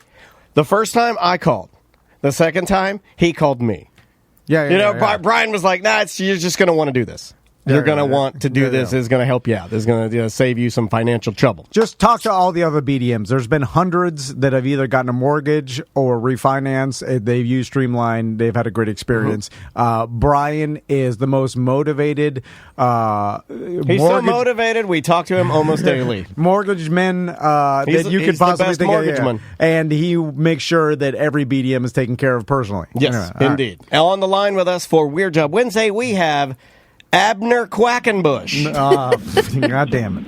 I knew. Abner, welcome to the program. I don't want to call him. Hey, guys, how's it going? Now, do you want us to use your full... Quackenbush. Do we want to use your full name of Lil Abner Quackenbush, or do you prefer to just... do you want to call us Quackenbush, Abner, Lil Quackenbush? Your choice. I like Little Abner, but if Abner is easier for you, you can go with Abner. Okay, we'll go Abner. So... Abner, what do you do for a living? I'm an activities director at a high school. All right. Coach Quackenbush. All right. What kind of activity? Yeah. What does that mean? Activities director, like a cruise director? You know what? I never thought of it that way, but it kind of is. Pretty much any activity on campus goes through me. I manage the school's calendar. So you're writing a calendar. Wow, look at this guy. Hold on, Abner. Yeah, I know. Abner, are you... I'm going to start calling Samantha Ann Quackenbush. Are you a fan of The Office? Yes. Okay, do you remember I like his laugh. In The Office when they got bought out by a new company and then Pam realized that because of... Saber. Yeah, because Saber didn't know anybody's position, really, because they bought the company. So she just made up a fake position for herself of, like, office administrator or something, whatever it was. Oh, it's the Danny Denny executive producer. Yeah, and then they just told, like, I'm the office. And then I love executive producer. And then all the higher-ups like, oh, yeah, okay, that's what you do. All right, good. And then so did you somehow, like a new principal or someone come in and then you're like, well, hold on. You used to be the woodshop guy, and you're like, I'm activities director, and they're like, oh, okay, that's what you do now. And then you're like, yes, and then basically he's the calendar kid. you have figured out a way to just write in a calendar and then come up with wacky shirt day. Please tell me he's correct. I wish. Maybe years ago. But I know this has been a position that's been in the school for at least over 10 years. Okay. Oh, my God. Probably way worse longer. than we thought in there, well, Tom. even 20 years. So This was around when I was there. So, someone scammed the system 20 years ago, and you're benefiting This guy now. was a genius. He's the D.B. Cooper of school jobs. Do you Got away with it. Do you have to actually? Well, first, let's talk about your background. Do you have like a? Well, first let's talk about the way he looks, because I'm picturing this Abner Quackenbush. And are you a dumpy man? Are you a tall, skinny man? Why does that matter, Daniel? Well, because in my mind, I'm painting. I mean, I don't know if you realize this, Tom, but we're doing radio here, and there's no pictures. So in order to properly tell the story, I feel like we need to know what our Quackenbush looks like. Medium and dumpy. Perfect. Now we can go. All slops all the time. I love you, Abner. Did you used to be a teacher and then like migrated into this position? No, actually spent a lot of years in mostly in retail, and I wanted to get out. And I was starting to looking for jobs, and this popped up, and I applied for it.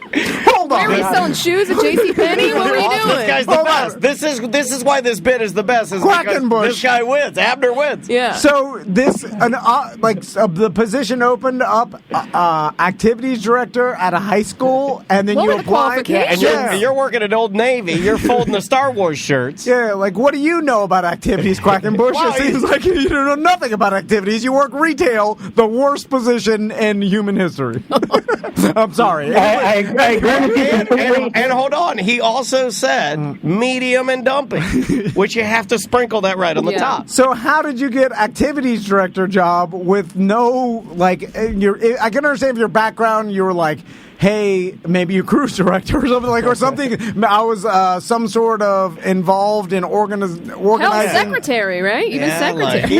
Even if you put on a couple of fun runs now and again, right? Right. You know, you dabbled in a color run now and again. You organize Tough Mudder. You work for charity. Yeah, or even you, Tom. Even you are more qualified than Abner because you were the king of the bachelor party. This guy has planned more bachelor parties. He knows his way around activities. Every weekend, remember Fun Fridays with your sons? I mean, you were born to be an activities director. I worked in entertainment. I mean, loosely. This is loose entertainment. So how does may I ask what type of retail was your retail?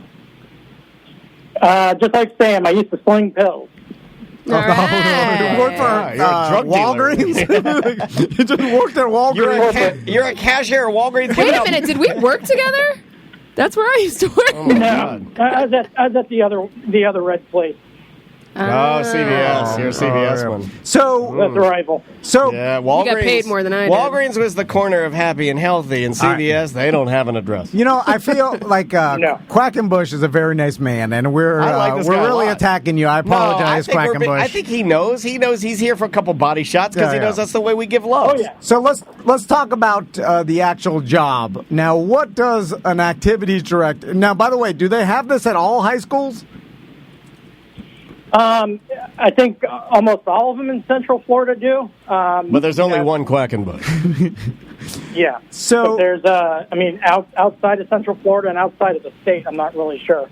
So let's talk about what your actual job is, because I imagine that there's a set amount of activities that a high school has every year, and once they are in there, then they're basically just like teachers and tenure. They're just in there for life, and you just do and rotate the same activities. Because think about it, like our activities that we did in high school are probably not that much different than the activities they're doing now, as far as there's the standards, right? There's the dances. It's all the same. There's the field trips to. In fact, I would argue Fort DeSoto. No, I would argue same BS. I would argue some of that's been pulled back. You can make an argument. You know, everybody says like, "Oh, kids got kids got good." No, I'm saying that we got more we got to go on more trips when I was a kid than kids get to go to now. I think. Oh yeah. Because I went all over the place. We're going Cancun, Washington D.C. We're flying here, flying there, Key West. See, in my high school, we didn't do any. I never went. Dude, we were a Pioneer Art Sentiment, and some people were going here, and some people were going there. We're all over the place. I was never into activities, but we never went. I never went on one field trip. I didn't go on anything. We did band trips. I played a Miami Dolphins halftime show. I did more then than I do now. The nerds get to do more. When you're a slacker, F off. Yep. You lose out on everything. And if you don't travel when you're a kid, then you get no fish fingers. So, Quackenbush, what are the activities at a high school? Am I right as far as they're basically been the same for years? The big ones really are, with the calendar, somebody wants to come in, like a Navy recruiter wants to come in. I check, okay, this day is good for you. A lot of oh my God, this is exactly what Sam does. Yeah. And so I check, I do stuff like that. I handle student sales before school and during lunch. Oh. Student sales? Like sometimes lunch permission. Where you sell ribbons, spirit ribbons, and you sell candy to raise money for the uniforms of the cheerleaders, right? Stuff like that? No, that's the clubs. I sell the parking passes, student IDs, stuff like that. Ah, okay, I got you. And then if they don't return something, they got to pay me for their obligation. Oh, I know what that means. Tax man. So, Quackenbush, I'm trying to figure out how easy this job is, because so far... Well, he's calling us from it. There's clue number one. Because I fantasize about this. So, I working in a high school, don't say that. No. Oh, my God, don't say that. Don't say that. I don't need you canceled this close to the finish line. We're almost there, We're buddy. almost to 1,000. We're almost there. Come on, Sam. Sam's with me. I fantasize about careful, working my way into a job that is kind of like flying. I love flying under the radar. You say this a lot. Flying. You hired somebody to fly under the radar. I know, and my so God. Who would think that your greatest want is your greatest creation?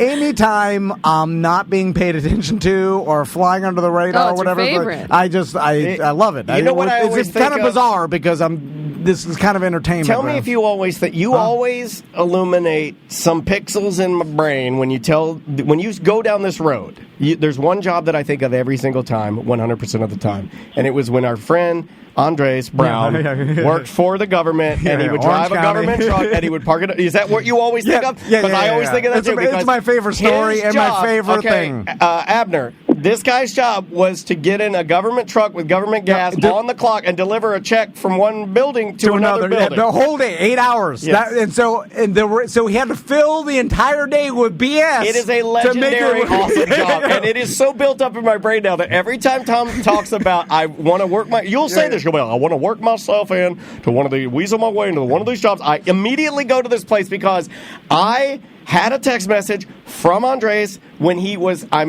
like, I will text you back in a couple of hours. I parked my truck under a tree. I'm going to nap. That's an actual text to me. Well, that was his daily nap because he had to schedule his nap. Half an hour. His activity. He had to kill half an hour. There's also, he had to balance the books, which he told me was just hitting enter 15 times on the program, like enter and balance. It did it itself. It was just some Excel spreadsheet. Yeah, it's like when I'm deleting text messages. Like, it depreciated county vehicles by a certain equation each day, and all it needed is a pair of eyes. It needs a pair of eyes. Enter. It's balanced. Because if enter was hit, Tom, remember, if enter was hit, and somebody looked at it and approved it. So anyway, Quackenbush, what I'm saying is, how much stress is this job? Is it all basically done already? I mean, do you encounter any sort of last minute, like you said, Navy recruiter? I imagine like Mark Merrow every once in a while gives you a call. He's like, I want to do my dance at the gymnasium. I want to do, you know what I'm saying? You get those presentations. Butler's in our chat room says, I went from Spaghetti Warehouse to T&D Marketing. Dreams come true. Is that a company you work for? You don't work for the marketing arm. The marketing arm is in beta and is Tom only. And you certainly don't work for T&D Lingerie. That's all mine. All mine. Sorry, Quackenbush. We're talking all over you. Go ahead. Yeah, that's right. It's funny you say Mark Merrow. That was like one of the first events I worked at the school. He did his presentation for the football team, But I wish it was not stressful, but it varies all the time. Like Quackenbush! Where's my goddamn positive pyro? Exactly. I want to blow these kids' faces off with positivity. Do they still do DARE in schools? That's probably for the littles, though, right? No. Not in high school. No, there's been some bad, like, with everything now. We vet everything now. I found out earlier this year, when you vet everything, you ruin everything. Do you guys still do the crashed cars parked in the front of the school right around prom time? Nah, they haven't done that for a while. That's who everybody's. My big joke when they would do that. My big joke was to walk to the back seat, look in there, and go, still room for. There's also everybody's too sensitive. They'd be like, they'd be traumatized by a crashed car, and the parents take selfies in front of it. The parents would complain. I remember I got that one. They used to have crashed cars with blood. And oh yeah, yeah, man. Yeah. It was terrifying. I'd throw my chocolate milk at it. So. How much organizing is done throughout the year, or are you basically in the first couple weeks of the year you got 90% of it done, and then there may be a couple last minute pieces? Almost like a comedy tour. Yeah. Where it's like, all right, we got the staples, we got the the presentation here, the cookie sale here, all the BS, and then it's basically done at the beginning, or is it constantly moving throughout the entire year? It's constantly moving throughout the whole year. Homecoming week, getting ready for that. That's starts right at the beginning of the school year, organizing with the city on parade permits and all that stuff. And then it's like after that's over, I feels like I have a couple quiet months, and then it starts picking back up with all that spring stuff. Yes, quiet months. That's what I want. I want a couple quiet months. A couple months. That's what I want. You're gonna rewind. We don't have a couple quiet hours. Yeah. That's. I think most people Quackenbush. I want this guy's job. Here's what happens. I'm coming for it, It sounds Quackenbush. pretty rad. You'd be really good at it, and the kids would like you. See, Quackenbush, no matter how easy and non-stressed your job is, you get used to that. So then any sort of minor stress, then it's more, 10 times more than it puts you on tilt. Yeah. And then what you were used to. So then you're thinking to yourself, "Wow, I'm stressed out." But when you it's because he's had those couple quiet months he's coming out of. When you tell me there's a couple quiet months, then that means.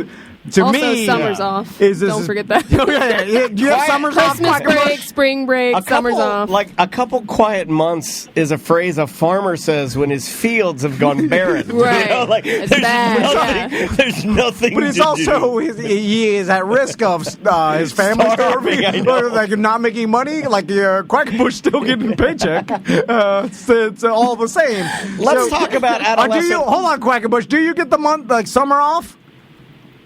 No, I work year round. I'm one of only 5 people on campus that work all year. Okay, hold on. That stinks. Yeah. Now let's talk about adolescent relations. Do the kids like you? Do you have any interactions with them at all? This year, not as much, but usually I do with the sales, and we get along pretty good. Do you use a lot of cool catchphrases? Like, when you see them, do you that's some nice drip you got there, Jeremy? Mm-mm. Nah, usually they just say hi to me. I'll say hi back.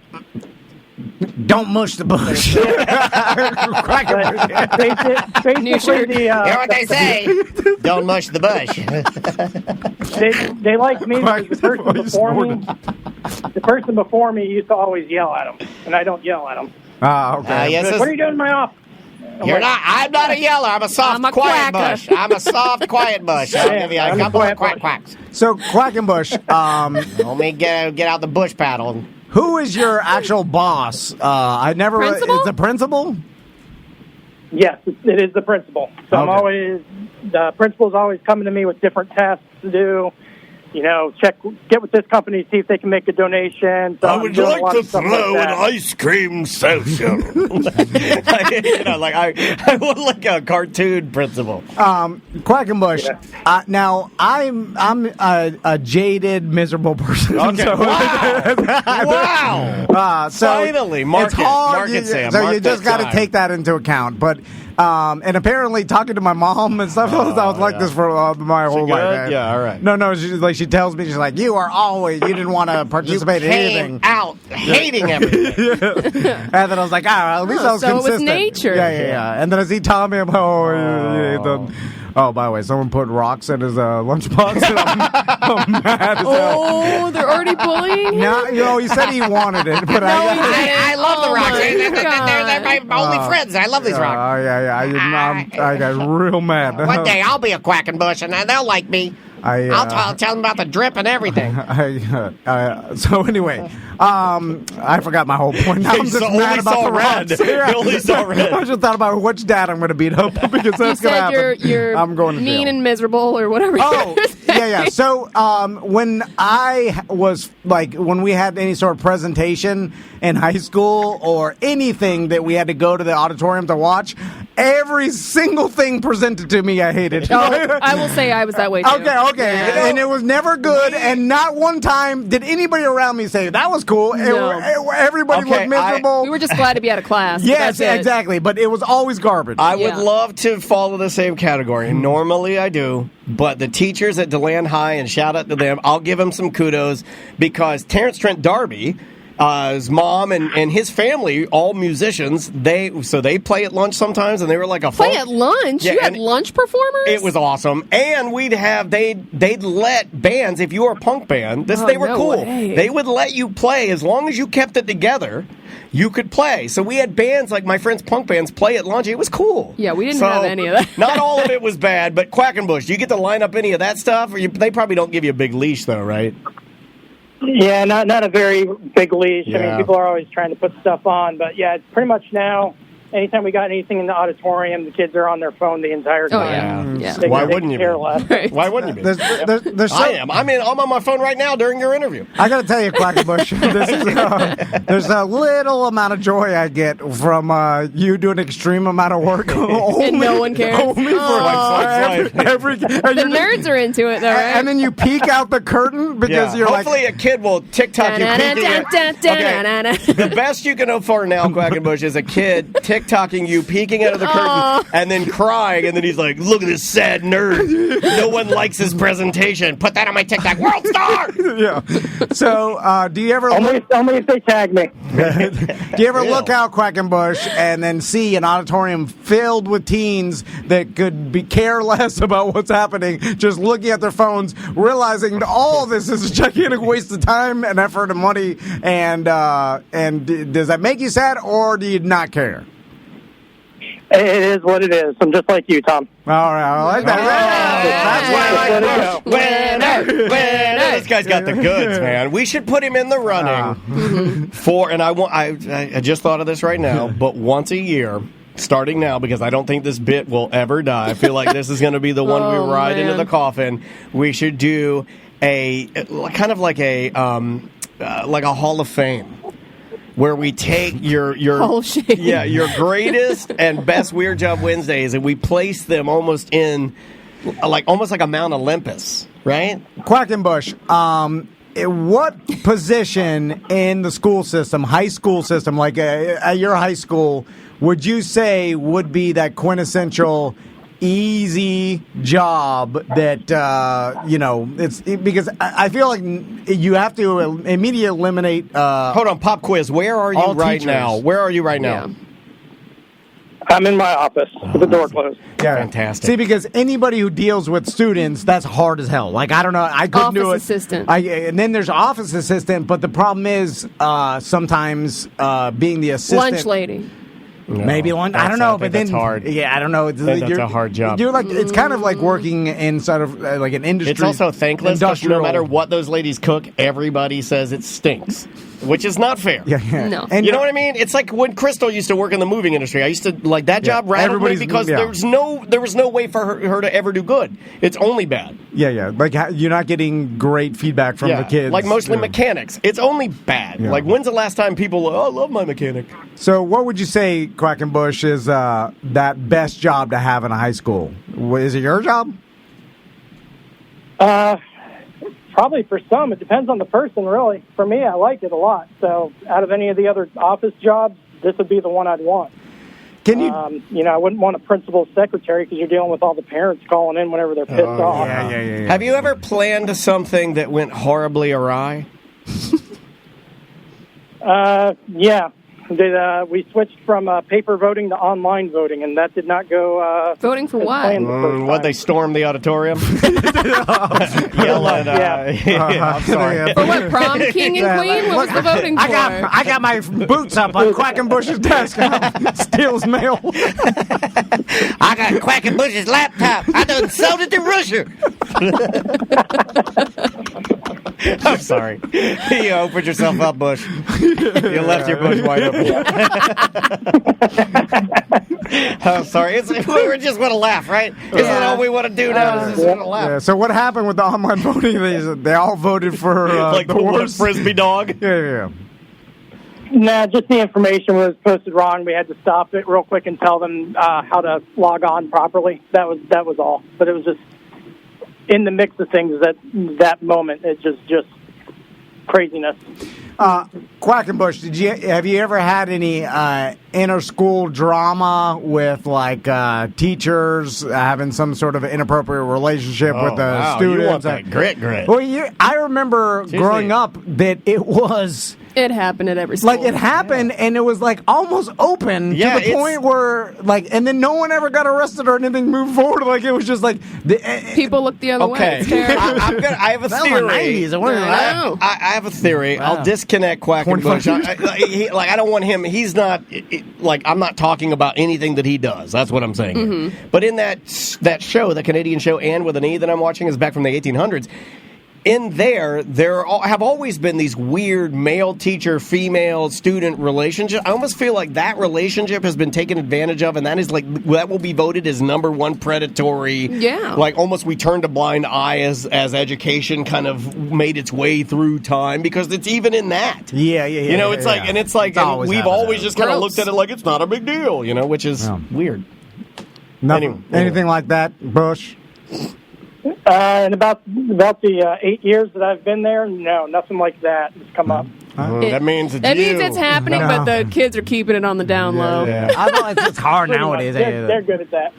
So, Quackenbush, what do you make? Activities director, high school, been there how many years? 8 years. 8 years? What are we talking? About 8 years. 35,000. Oh. But a couple quiet months, I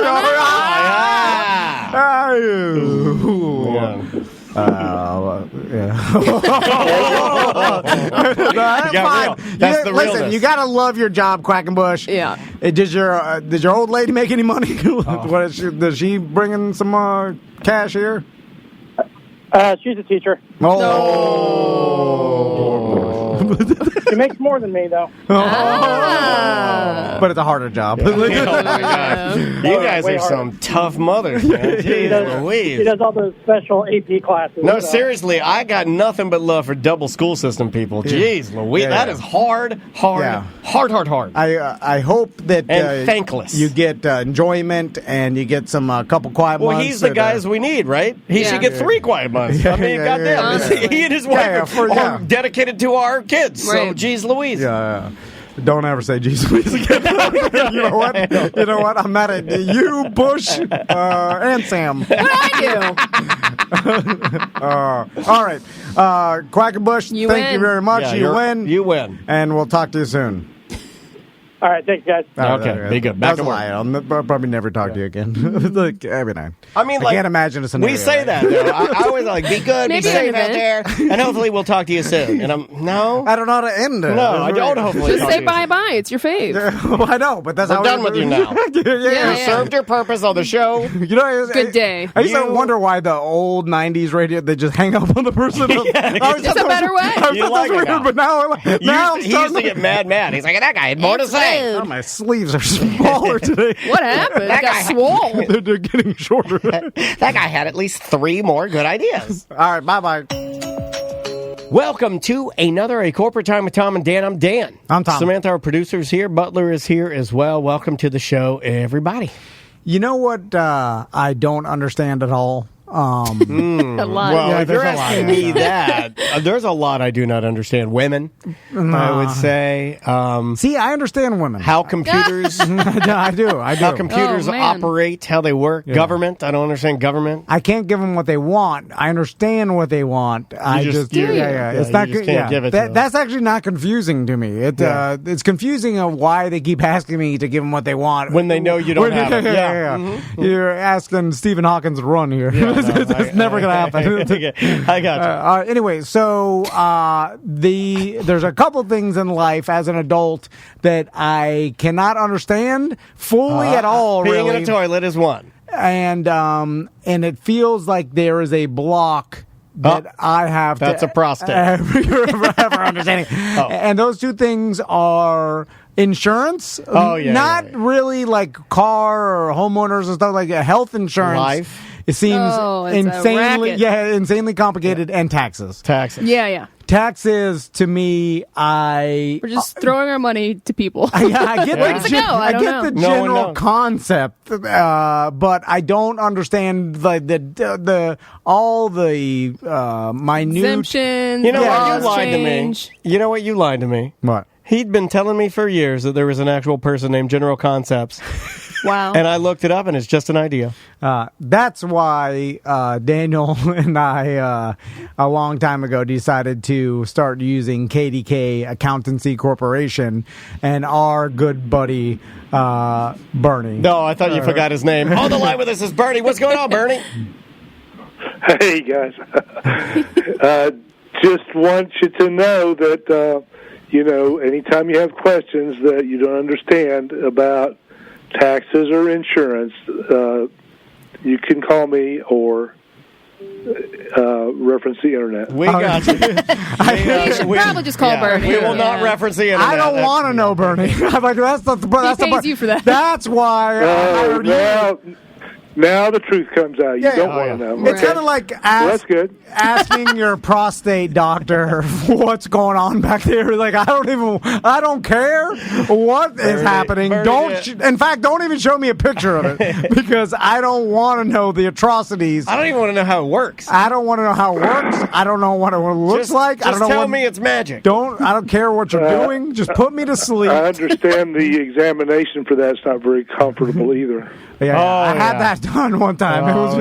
And honestly, it didn't hurt as much as I was embarrassed, and that's the problem. Yeah, it's not a hurt thing. If it hurts, you're too far gone. I was embarrassed, and then there was a nurse in the room, and she held a blue napkin over the. I never get a blue napkin. Like a magician a hiding. Blue napkin sounds like what are you at a Captain D's? How are you at a seafood restaurant? I don't get a napkin. It was like protocol for her to shield her eyes from. She's seen that. Also. Crazy. Listen, I know that they deal with a lot of old people, but don't put me on the thing that lifts up. Bend you. No, they I could just do it. I could just get in. They make you sit on the thing with your legs open? No.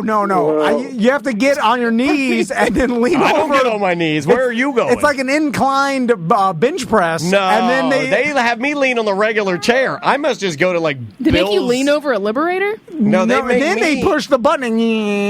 What? Liberator? No. Sorry, Bernie. No, see, Liberator?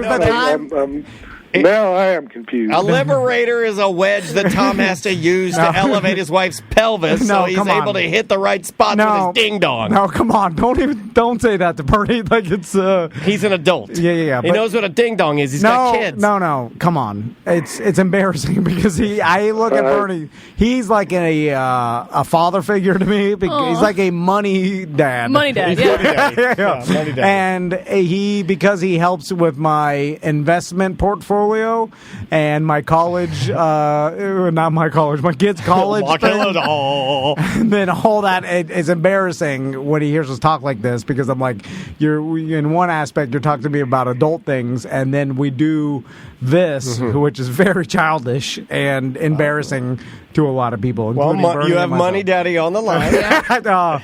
So anyway, Bernie, what's going on with the money? I know. Oh, it's bad, isn't it, Bernie? Well, because this year, actually, when I reference this year, I mean 2020, because it's the tax year. I say the good old days. So of course. So all right, here's the deal. So just for pop culture, this is a game stopper. What does that mean? Like this? Said it's a game stopper. Never mind. So a lot of people have gotten their stimulus payments for the last year and some for this year. Some people haven't, and are expecting one. Just for information on that, the tax people, IRS, are administering all that.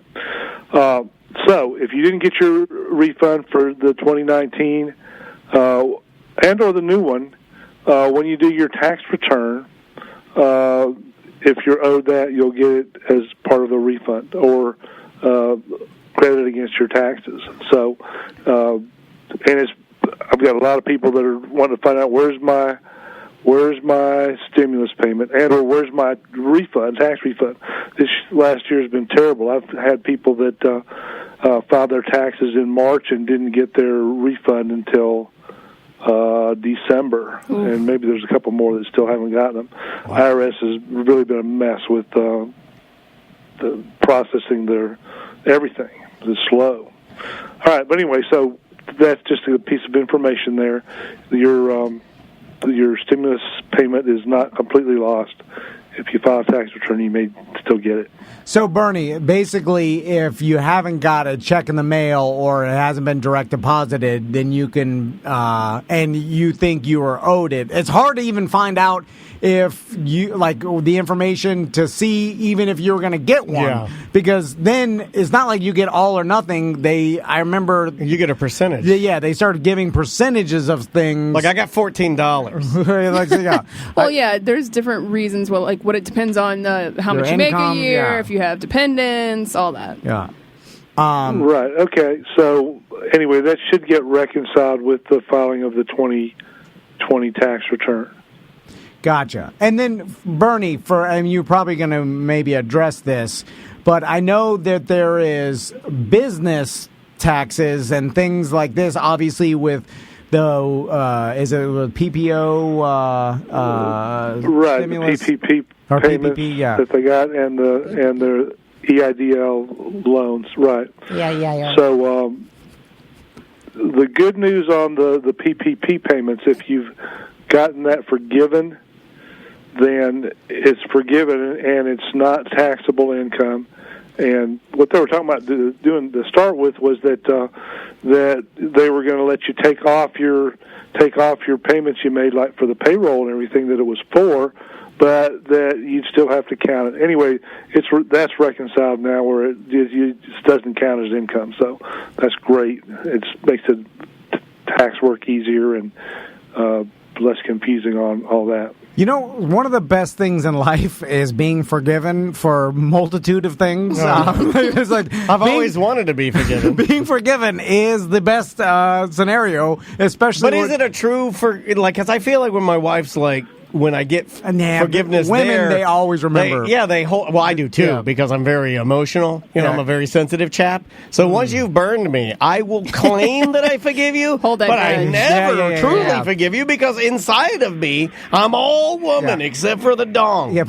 The only true forgiveness is like business and Uncle Sam, because they'll forgive you. Like, you forgive my mortgage. Great. I'll do business forgiveness. Like, you forgive this debt. Well, I think this is going to be the real thing here, because there's so many of them and people have gotten all this. Even if you really didn't deserve it and you got it, So I don't think they're going to ever find out. There's too many to check on and so forth. So I think everything's well, Bernie, what would you say? But I'm not advocating anybody to put anything send any false information. Right, of course. Oh my God! I was just sending in a whole fake dossier. My buddy Bernie, my buddies from Miami, they told me they're dancing in the streets down there. My God, they said it's free money for heaven. Yeah, they said it's anarchy. I don't think all those drug guys from Miami got PPP. No, but Your friends are drunk. He automatically assumes that all of your friends are drunk. They're not smart enough to be Scarface here. No. They just dabble in minor tax evasion. But they said that their theory was more like beer face. And their advice to me is there's so much chaos. And because of COVID and everything's a mess, and then the IRS is a mess, he's like, they said, don't worry, for a couple of years, it's going to be such a mess. He's like anarchy, man. It'll fall through the cracks. It's like, it's like you're a magician with the best distraction. Like an atomic bomb went off behind the crowd. And they all looked. It's like the perfect time to just let things go because I haven't been doing anything. I've been running tolls. What do you say, buddy? I can't. The fifth, I can't answer that. Because, Bernie, if you think about it, Bernie, all this is a miniature end of the world, and when the world starts to end, you just go nuts. Yeah. I'm not doing anything. I haven't been paying anything. I haven't been paying my mortgage. I run all my tolls. I speed everywhere I go. You get your Mustang and your Doberman Pinscher. I think your timing's a little off there. Then you're strangling your Doberman because it turned. The worst part is I had to kill my own dog. And then you're like, how did it get the zombie disease? Because Nobody knows. This is. Then you have to choke it out of the basement of a. But do you take its collar? That nylon might come in handy. You're a roaming man. You can't take things that sentimental things that. But metal and nylon. Yeah, it weighs you down. You're going to need things though. You need the room for ammunition. Anyway, that's why I always wear one of those bracelets you can buy at 7-Eleven made of paracord because you never know when you're going to need to use that to get out of a jam. Bernie, I think and we're going to talk about some other things, but overall, my main piece of advice to everybody is do your taxes. No, just go and speak to Bernie because nothing we're going to say during this segment is going to be like, oh, now I got it. Well, nothing I say during this segment will make sense. You got to talk to Bernie, and especially if you have a small business and when you're dealing with the PPP loans and you're figuring out, all right, how do I organize this correctly so I don't get hit or whatever to how to make sure that everything's done correctly. Bernie doesn't seem to agree with you. I don't know. Bernie was like, yeah, you can do that, but I got a better way to do it. Just talk to me. Don't listen to Tom. That's a professional. Well, that's what I mean. Just go talk to Bernie about all this because you need a longer, in-depth conversation. Bernie, do you agree with what Tom just said, or do you disagree? Yeah. Don't listen to Tom. Listen to me. That's it. Yeah. So I agree with him if he said that. Well, how big of a refund do you want? That's he all talked I'm saying. in circles, but that's what he meant. Listen, I used to. I've heard that you could write off tattoos. That was I did. And then I thought you had to write them on to get them there. Accountant joke. There is nothing I love more than a spicy Bernie. Oh, man. Chef's kiss. This is why we love you, man. Bernie, I love the fact that you are just so tried and true, and you're just you're a happy-go-lucky taxman, and I love it. What are some other things, Bernie, that are I've got a couple more things I wanted to mention. One is that the day that we got our new president, he reinstated the Affordable Care Act. Okay? What? I knew it! Told you! All right. Well, that's also administered by the IRS. So if you if you have a lower income and you go to the marketplace to get your insurance, it might be subsidized. Okay, so you don't have to pay as much or maybe nothing. But the problem is if you don't think you're making anything and they give you the insurance and then you do good at the end of the year. They're going to charge you what you should have been paying if you were making more. Gotcha. So just a little beware there. If you're going back into the marketplace for the Affordable Care Act, you need to know that your amount of income could have some bearing on that. It can work the other way too. You can say you have income and then you lose your income. Then maybe the amount that you have to pay would be less, and you get refunded. So I've had people in both situations there, as far as that's concerned. Okay. There's probably there's probably quite a few of your listeners that may fall into one of those two categories. So. Oh, yeah. Right. Oh, what? Big and fat? Yeah, there are both of those. Both of those big fat categories. poor. Okay. Wow. Yeah. That's that. Which is weird, too, because you think poor, you think smaller carbon footprint. Doesn't work that way. Yeah. You're like, Bigger. how can you afford that much food? How are you so big? It used to be that the skinniest were the poorest. I'm looking at you. And How are the fattest You're the poorest so now? poor and so fat. You are a value. Yeah. Especially one. We have one listener, Norm. He's the biggest value of them all. Big fat Norm. Oh, sorry, Bertie. So that's all right. Something else that I've had quite a few people call me that had just started a business last year. So maybe there's quite a few more than we thought. Maybe the last year was the new start for people, or maybe they got kicked out of what they were doing, lost their job, and started a business. Anyway, if you started a corporation or an LLC. You may think that that's part of your regular tax filing, but it may not be. So you may have to file a tax return for your entity, your company. And something that you may not know, too, is that those corporate tax returns and the LLCs are due on March 15th, not April 15th. Yeah. So you need to start working on that right away so that it can be filed on time. This is what we did many, many years before we knew Bernie. He told us all of this, and then we had to scramble to make this massive nut of a tax payment because we didn't do quarterly payments. We were not organized. We were not prepared. And I sat in my living room with my wife, and I held her hand, and we cried. That's a true story. True story. Financial problems are real, man. Well, not being organized. It'll make you cry. Also, Bernie, me and some other people in 2020 had some extra Storm time. the Capitol. I saw you. I saw you. We all started these businesses, me included. And now, what if your business didn't go as you thought? Can you just kick it out to sea like an old boat that you got tired of working on and let the ocean deal with it? Put a hole in the bottom. Because now I got sunbiz breathing down my throat or neck or whatever. No, down your throat. I like that better. And now I got all. I thought my neck or throat or something. I thought I was going to be rich, Bernie, and it didn't work out. So okay. So here's the silver lining in that. So let's say you started a business or you had a business and it didn't do well and you lost money. You still want to file a tax return for it because that will reduce your taxes on your other income. So don't just cry and let it go. File the taxes on it. And you calling me a pussy? I thought if someone else finds it, they're like, whose business is this? And they're like, they put up the lost business, and then I never claim it. It's then it's just out there. Yeah. They put it to sleep somewhere. Here's another thing: is every state's business licensing thing named after something that their state has? So in Minnesota, is it like Snowbiz? Yeah, and then like Georgia, Sunbiz, is it Peach Biz? Yeah, I don't like Sunbiz because Sunbiz to me sounds like a beach or some strippers or bikinis, and when and you say, Sunbiz is breathing down my throat neck, and I'm like, I don't know what that means. And they just want money for nothing, Bernie. They're just like, pay us. Yeah. They've got it all set up, so you got to pay them every year. But fortunately, it's not that much for that part of what you got to do to keep your business going. Are you calling me? I'd rather just make another one. Yeah.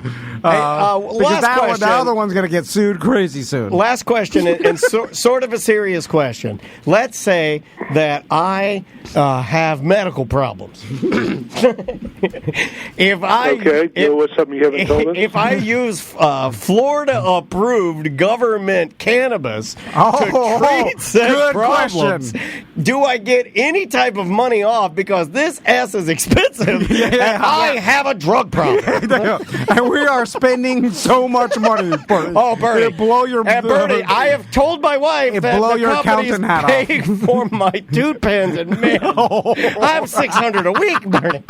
His tolerance is too high. I'm 200 milligrams an hour. You don't understand. I'm burning this stuff like a Carnival cruise ship burns fuel. Like, if you thought Cheech and Chong would do nothing compared to Daniel. I burn it like a Carnival cruise ship. It's just pollution hat, and it's just straight vape right at the top. But it says medical. And it's working. I feel great. So it's like, it should be the same exact as penicillin, right? I do understand that I've been set up. He's like distancing himself. Yeah. He just took his wire off and threw it in the trash. Bernie, you're the best, man. You can't write stuff that's funny. You cannot write segments that's funny. So I'm guessing you cannot write off medical marijuana, right?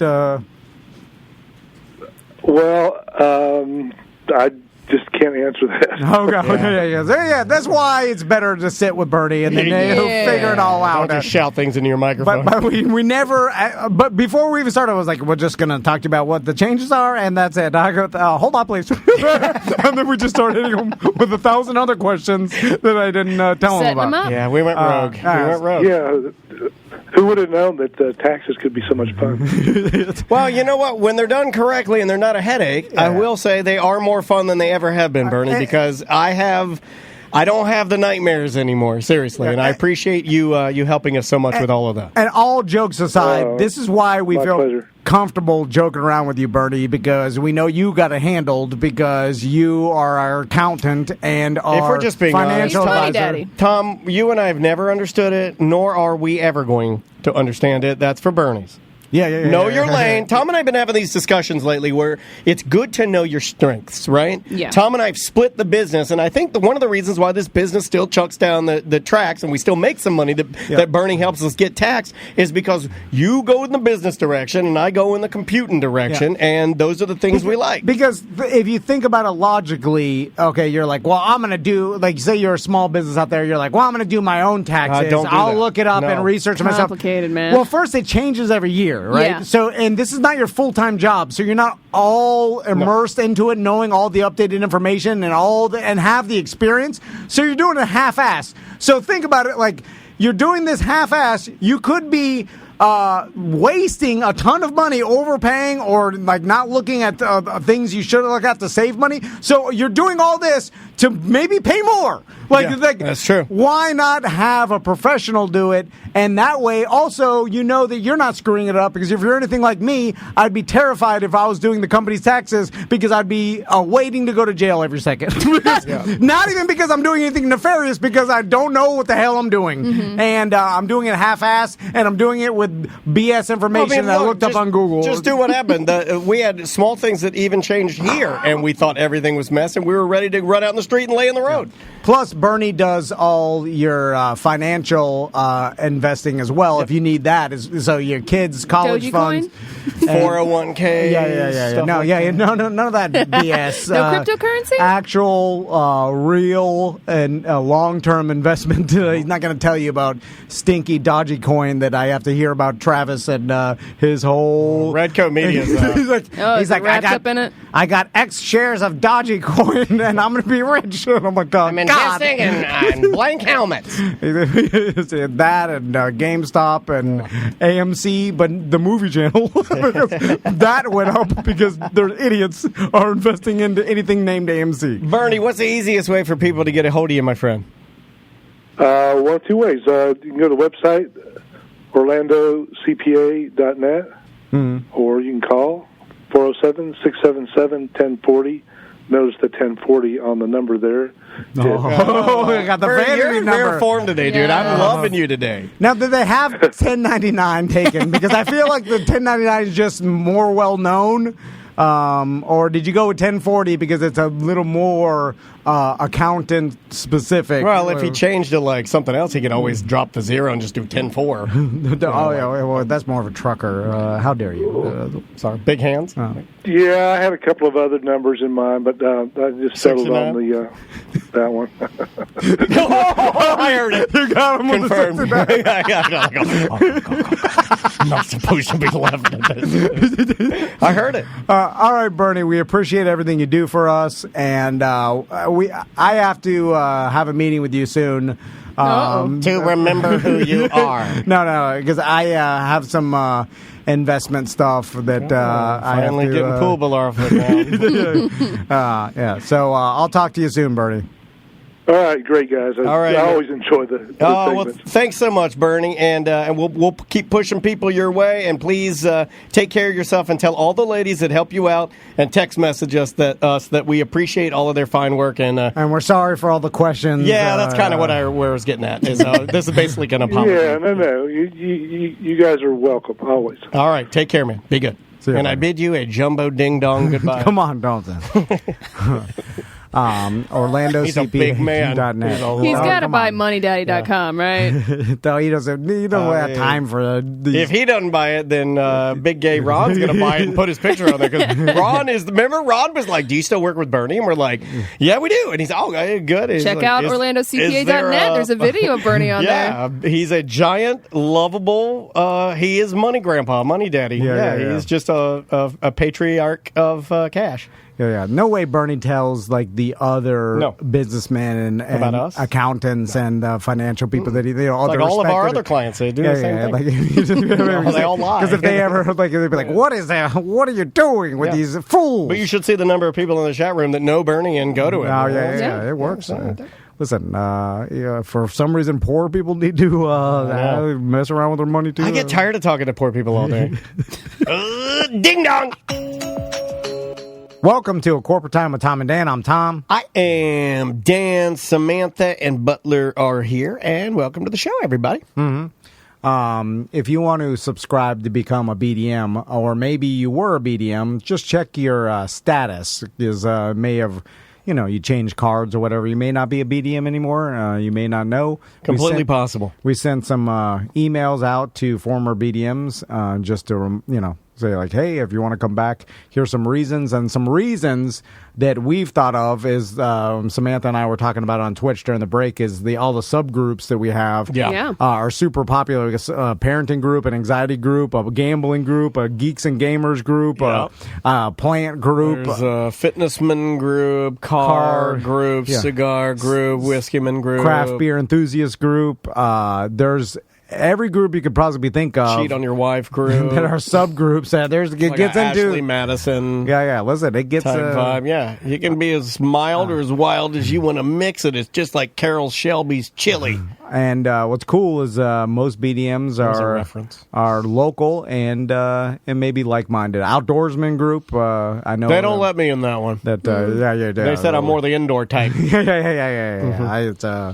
That was you who said that, actually. Yeah. I ban you from that because, it's... although I talk a big game, but I don't think I have... if I was forced to, like, kill a deer...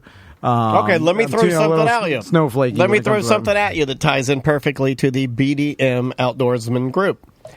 The weather this weekend is going to be kind of poo-poo stanko, right? This is the weekend. We're starting the Friday show. We're easing into it. You have a birthday, I believe, around the bend. Monday. On Monday, you'll turn 43 years old. How dare you? You don't look a day over 50. Spry 39. Still in my 30s. Long gray, barely hanging on. Long gray sideburns like the oldest rabbi in Orlando. I am in Samantha's genre of... decades or whatever. Sure. Genre. Yeah, that works. Yeah, whatever. I'm in her class. Genre of decades. So I want to do an adventure this weekend, and I don't know what to do because the weather's going to be bad. And then I suggested tent camping one night with my daughter, and my wife said, you can do it, but it's just you and her. Okay, yeah. Now, I know you're going to try to talk me out of it, but I am tempted. I'm very tempted to attempt a one-night camporama with Maisie D. Yeah, go for it. I mean, if you go there and you park your car... Tracy's saying glamping. Nope, I can't. I don't have the money for doing it. Look, everything I've tried to do right now because it's President's Day is way too expensive, and I waited to the last minute. Yeah. Well, good luck getting a site, because that's a problem there, too. I have a line on where I have a place I can go. Okay, if you were going to go and tent camp, you got your car, you set up the campsite, whatever. The only problem is the weather. You start getting into rain and cold, then it gets horrible tent camping. Could be horrible. But especially if inside the tent gets wet. If your car is there, then you always have the opportunity to just get in your car and then leave your tent, everything, and just drive home. Okay. Because I would do that. This is why I asked you. Oh, I would do that too. Especially if I'm fighting with my daughter. I all the time, because I'm constantly looking for some sort of memorable adventure with my sons. I think you've kind of I believe that you have influenced me into thinking that I'm not giving Andrea and Maisie enough adventure. Well, but I also battle with, am I making up some fantasy? Because this happens, and I know that it happens to other people because I see it portrayed in movies and television, right?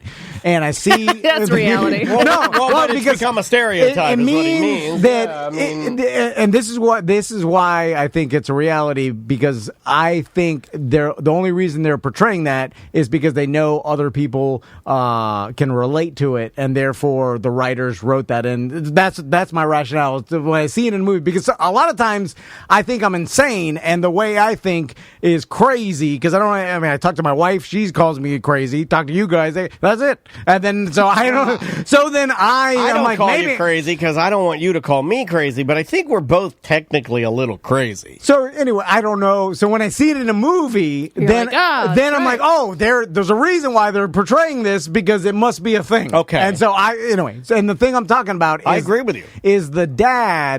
And I got this setting expectations too high. Remember, there's a Will Ferrell movie with Julia Louis-Dreyfus, and it's based off this is a Swiss movie, Swiss Family Robinson, or a Swedish movie about this family that goes snow skiing and experience an avalanche, and then they redid it. And the American version had Will Ferrell and Julia Louis-Dreyfus. Downhill. And in that movie, I've never seen that. Never heard of that. This dad is trying to have these ridiculous adventures with his family, or there's a couple, like he wants to get in a helicopter and then have the helicopter fly, and then his family jump out and ski down. Like he's setting up these things, and then he keeps setting himself up for failure. Yeah. All they want to do, because experiencing life, people say, is the greatest gift you can give anyone, right? Well, and then but what he doesn't realize, and his fault, is that he doesn't have to do these grandiose adventures. His family just wants to spend time with him. He's trying to he has this fantasy of flying in a helicopter, getting out, his whole family skiing down and being all, but his family's not even that interested in skiing. He can't see that. All he can see is the fantasy. And you think you're that guy? No, yes, but also all right. Okay. There's a version somewhere. There's a version of that I do. Like a version of that. I do that all the time. I rent the snowmobile. I get the whitewater raft. They didn't even want to do this. Like garbage. when I had Maisie pampered for the day as a princess, and she hated every second of it. Yeah. No. And this is like seriously, she wanted to do it, but on her own terms. And the problem that I had is I didn't ask. I just did it. It didn't matter what she wanted. To me, I already knew what she wanted, and that's where I failed immensely.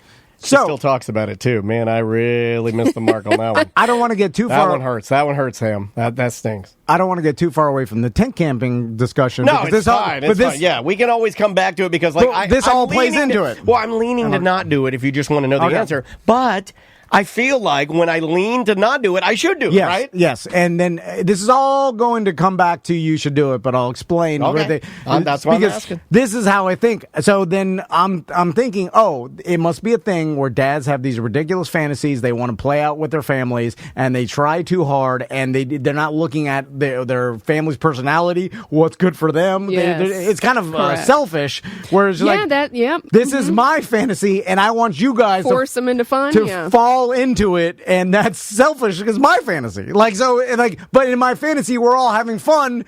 But that's the fantasy that I'm getting wrong is because they don't want to do this. This is what I want. I'm thinking anyway.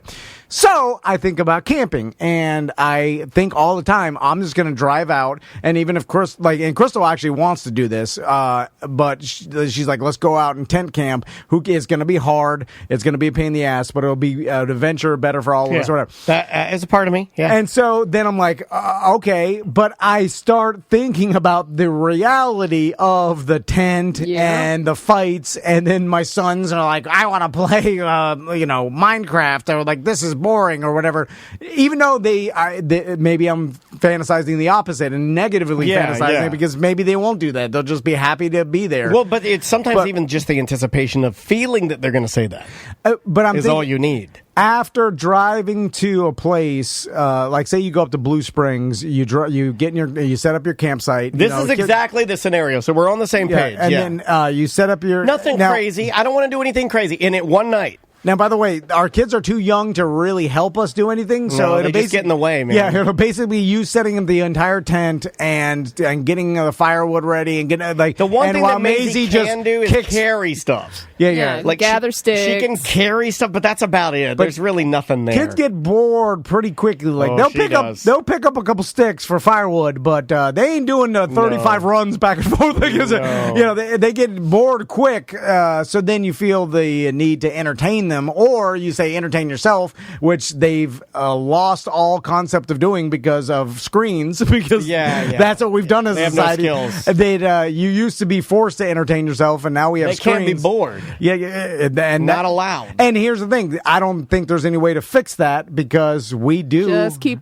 taking them camping. Yeah, that's true. You would have to make camping as popular, or as no screens. Yeah, you'd have to camp as much as you use screens, and that's not possible. So you are correct. Right. And also, is camping even that good for them? Right. Bad for their bones. Well, no. The only reason Maisie wants to do it, she has a little camp.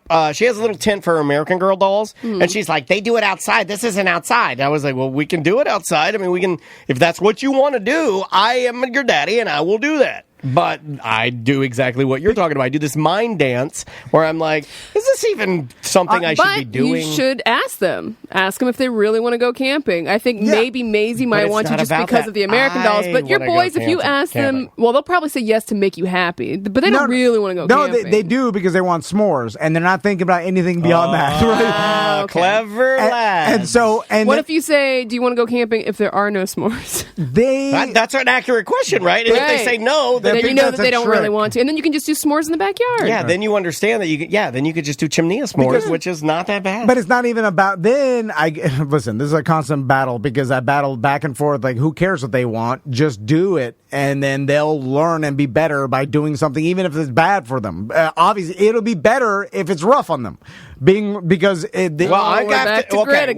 deal. But it's true. Like I have to decide. I'm deciding with Andrea now. You'll know by the time that this Friday ACT is done and gone, you'll know whether or not I went camping on the weekend. But I'm leaning towards it. Yeah, and then I always go back to we're all going to die soon. Our kids are going to be grown. You just got to do it. All right, last question because you will be rocketed to the future, and you'll look back and you'll wish you would have done every GD thing that you decided not to. So just do everything. Yeah, not spend all your money. The show down, but would you guys I'm going to ask you a question, and just don't make it sad. But I'm going to ask you guys a question.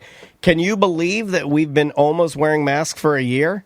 And that in between that little bit of time, I lost my mom. In that little, how fast is that, y'all? Yeah. Ka-chow! Yeah. No, it's so fast. I mean, I look at how much has changed in just. My sons have been the ultimate hourglass in life because I'm watching them change by every 6 months into different humans, older humans, and it's freaking me out, and it's causing me an insane time anxiety. It gives anxiety. Where every day worst I'm like, thing ever for me. I'm wasting it. I'm wasting it. Got to do it. You got to spend. Oh man, it's crazy. Midlife crisis. Yeah, team no kids. It's not even. It's not even midlife because I don't even have the strength to write the hashtag in the chat room. It doesn't matter how old I am or the inevitability of my own death. It matters about the time I'm spending with them at this age, and I keep freaking myself out because I'm like, a year will have passed, and then they'll be older and different, and it'll be different, and this is like I have to utilize my time now more. Like that's and it's ridiculous because what does that mean? Well, I know it's a smart move. It's a smart play. You have the highest level of influence now. You're the boss, so play your cards now. Because when they do get older, and making their own decisions, I mean, you obviously have set them up, and hopefully you've set them up in a place where all of their decisions you're gonna, back them. And I think you're doing that correctly. So yeah, I'm not helping you at all, but yes, you are running out of time because you're also doing. We're all running out of time. But follow me here. The better job. Okay, I almost cursed. This is the SE part. I'm just going to say it that way. This is the SE part, I think, of being a parent. And we've never talked about this. You're doing a great job, and you have wonderful boys. In fact, my daughter says your boys are the only boys she likes being around.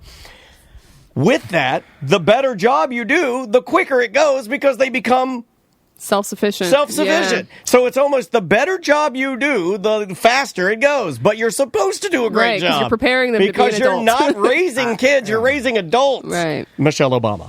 I believe she said that. I think that's a Michelle Obama quote. Yeah. Which I think was her mother that told her, right? but I like it because you're right. You're raising them to be. It's like why I like teaching Maisie to cook because there is a part of me, I think it's evolutional in my brain that says at least she can feed herself. You know what I mean? Right. Listen, I'm not teaching them to be self-sufficient. That's for damn sure. Yeah, they can't even cut their own grapes. Yeah, I'm doing a horrible job of teaching them to be self-sufficient. But it does. It's Tom's not self-sufficient. Yeah. I couldn't even do it. How sad I got. No, I know. Oh man, it's supposed to be Fun Friday. I know. It's Fun Friday. It's the first segment. Woo. Listen. Anyway, take your daughter camping. That's because you're never like. We talked it out. I'm excited to hear about it. You can do it next week. Just do it, and then whatever. Oh no, the weather. No, but hold on. It's going to be horrible. I will tell you. Anything we do, it's going to be horrible. That's my new motto. I'm going to do it knowing that it's going to be horrible. Like, I know it already. So if you go into it, like, if any good things happen, you're like, oh, good. Like, never go into anything with your crazy fantasy that it's going to be this magical adventure you painted in your head. We'll leave with this. The ghost of Manute Bull in our Twitch chat room. He says, Tom has time anxiety hair going on right now. Yeah, we frazzled you so much during that segment that you have smooshed your hair back down. I know. I need a haircut. Let's take a break. We'll come back. We'll reset. And a ding-dong.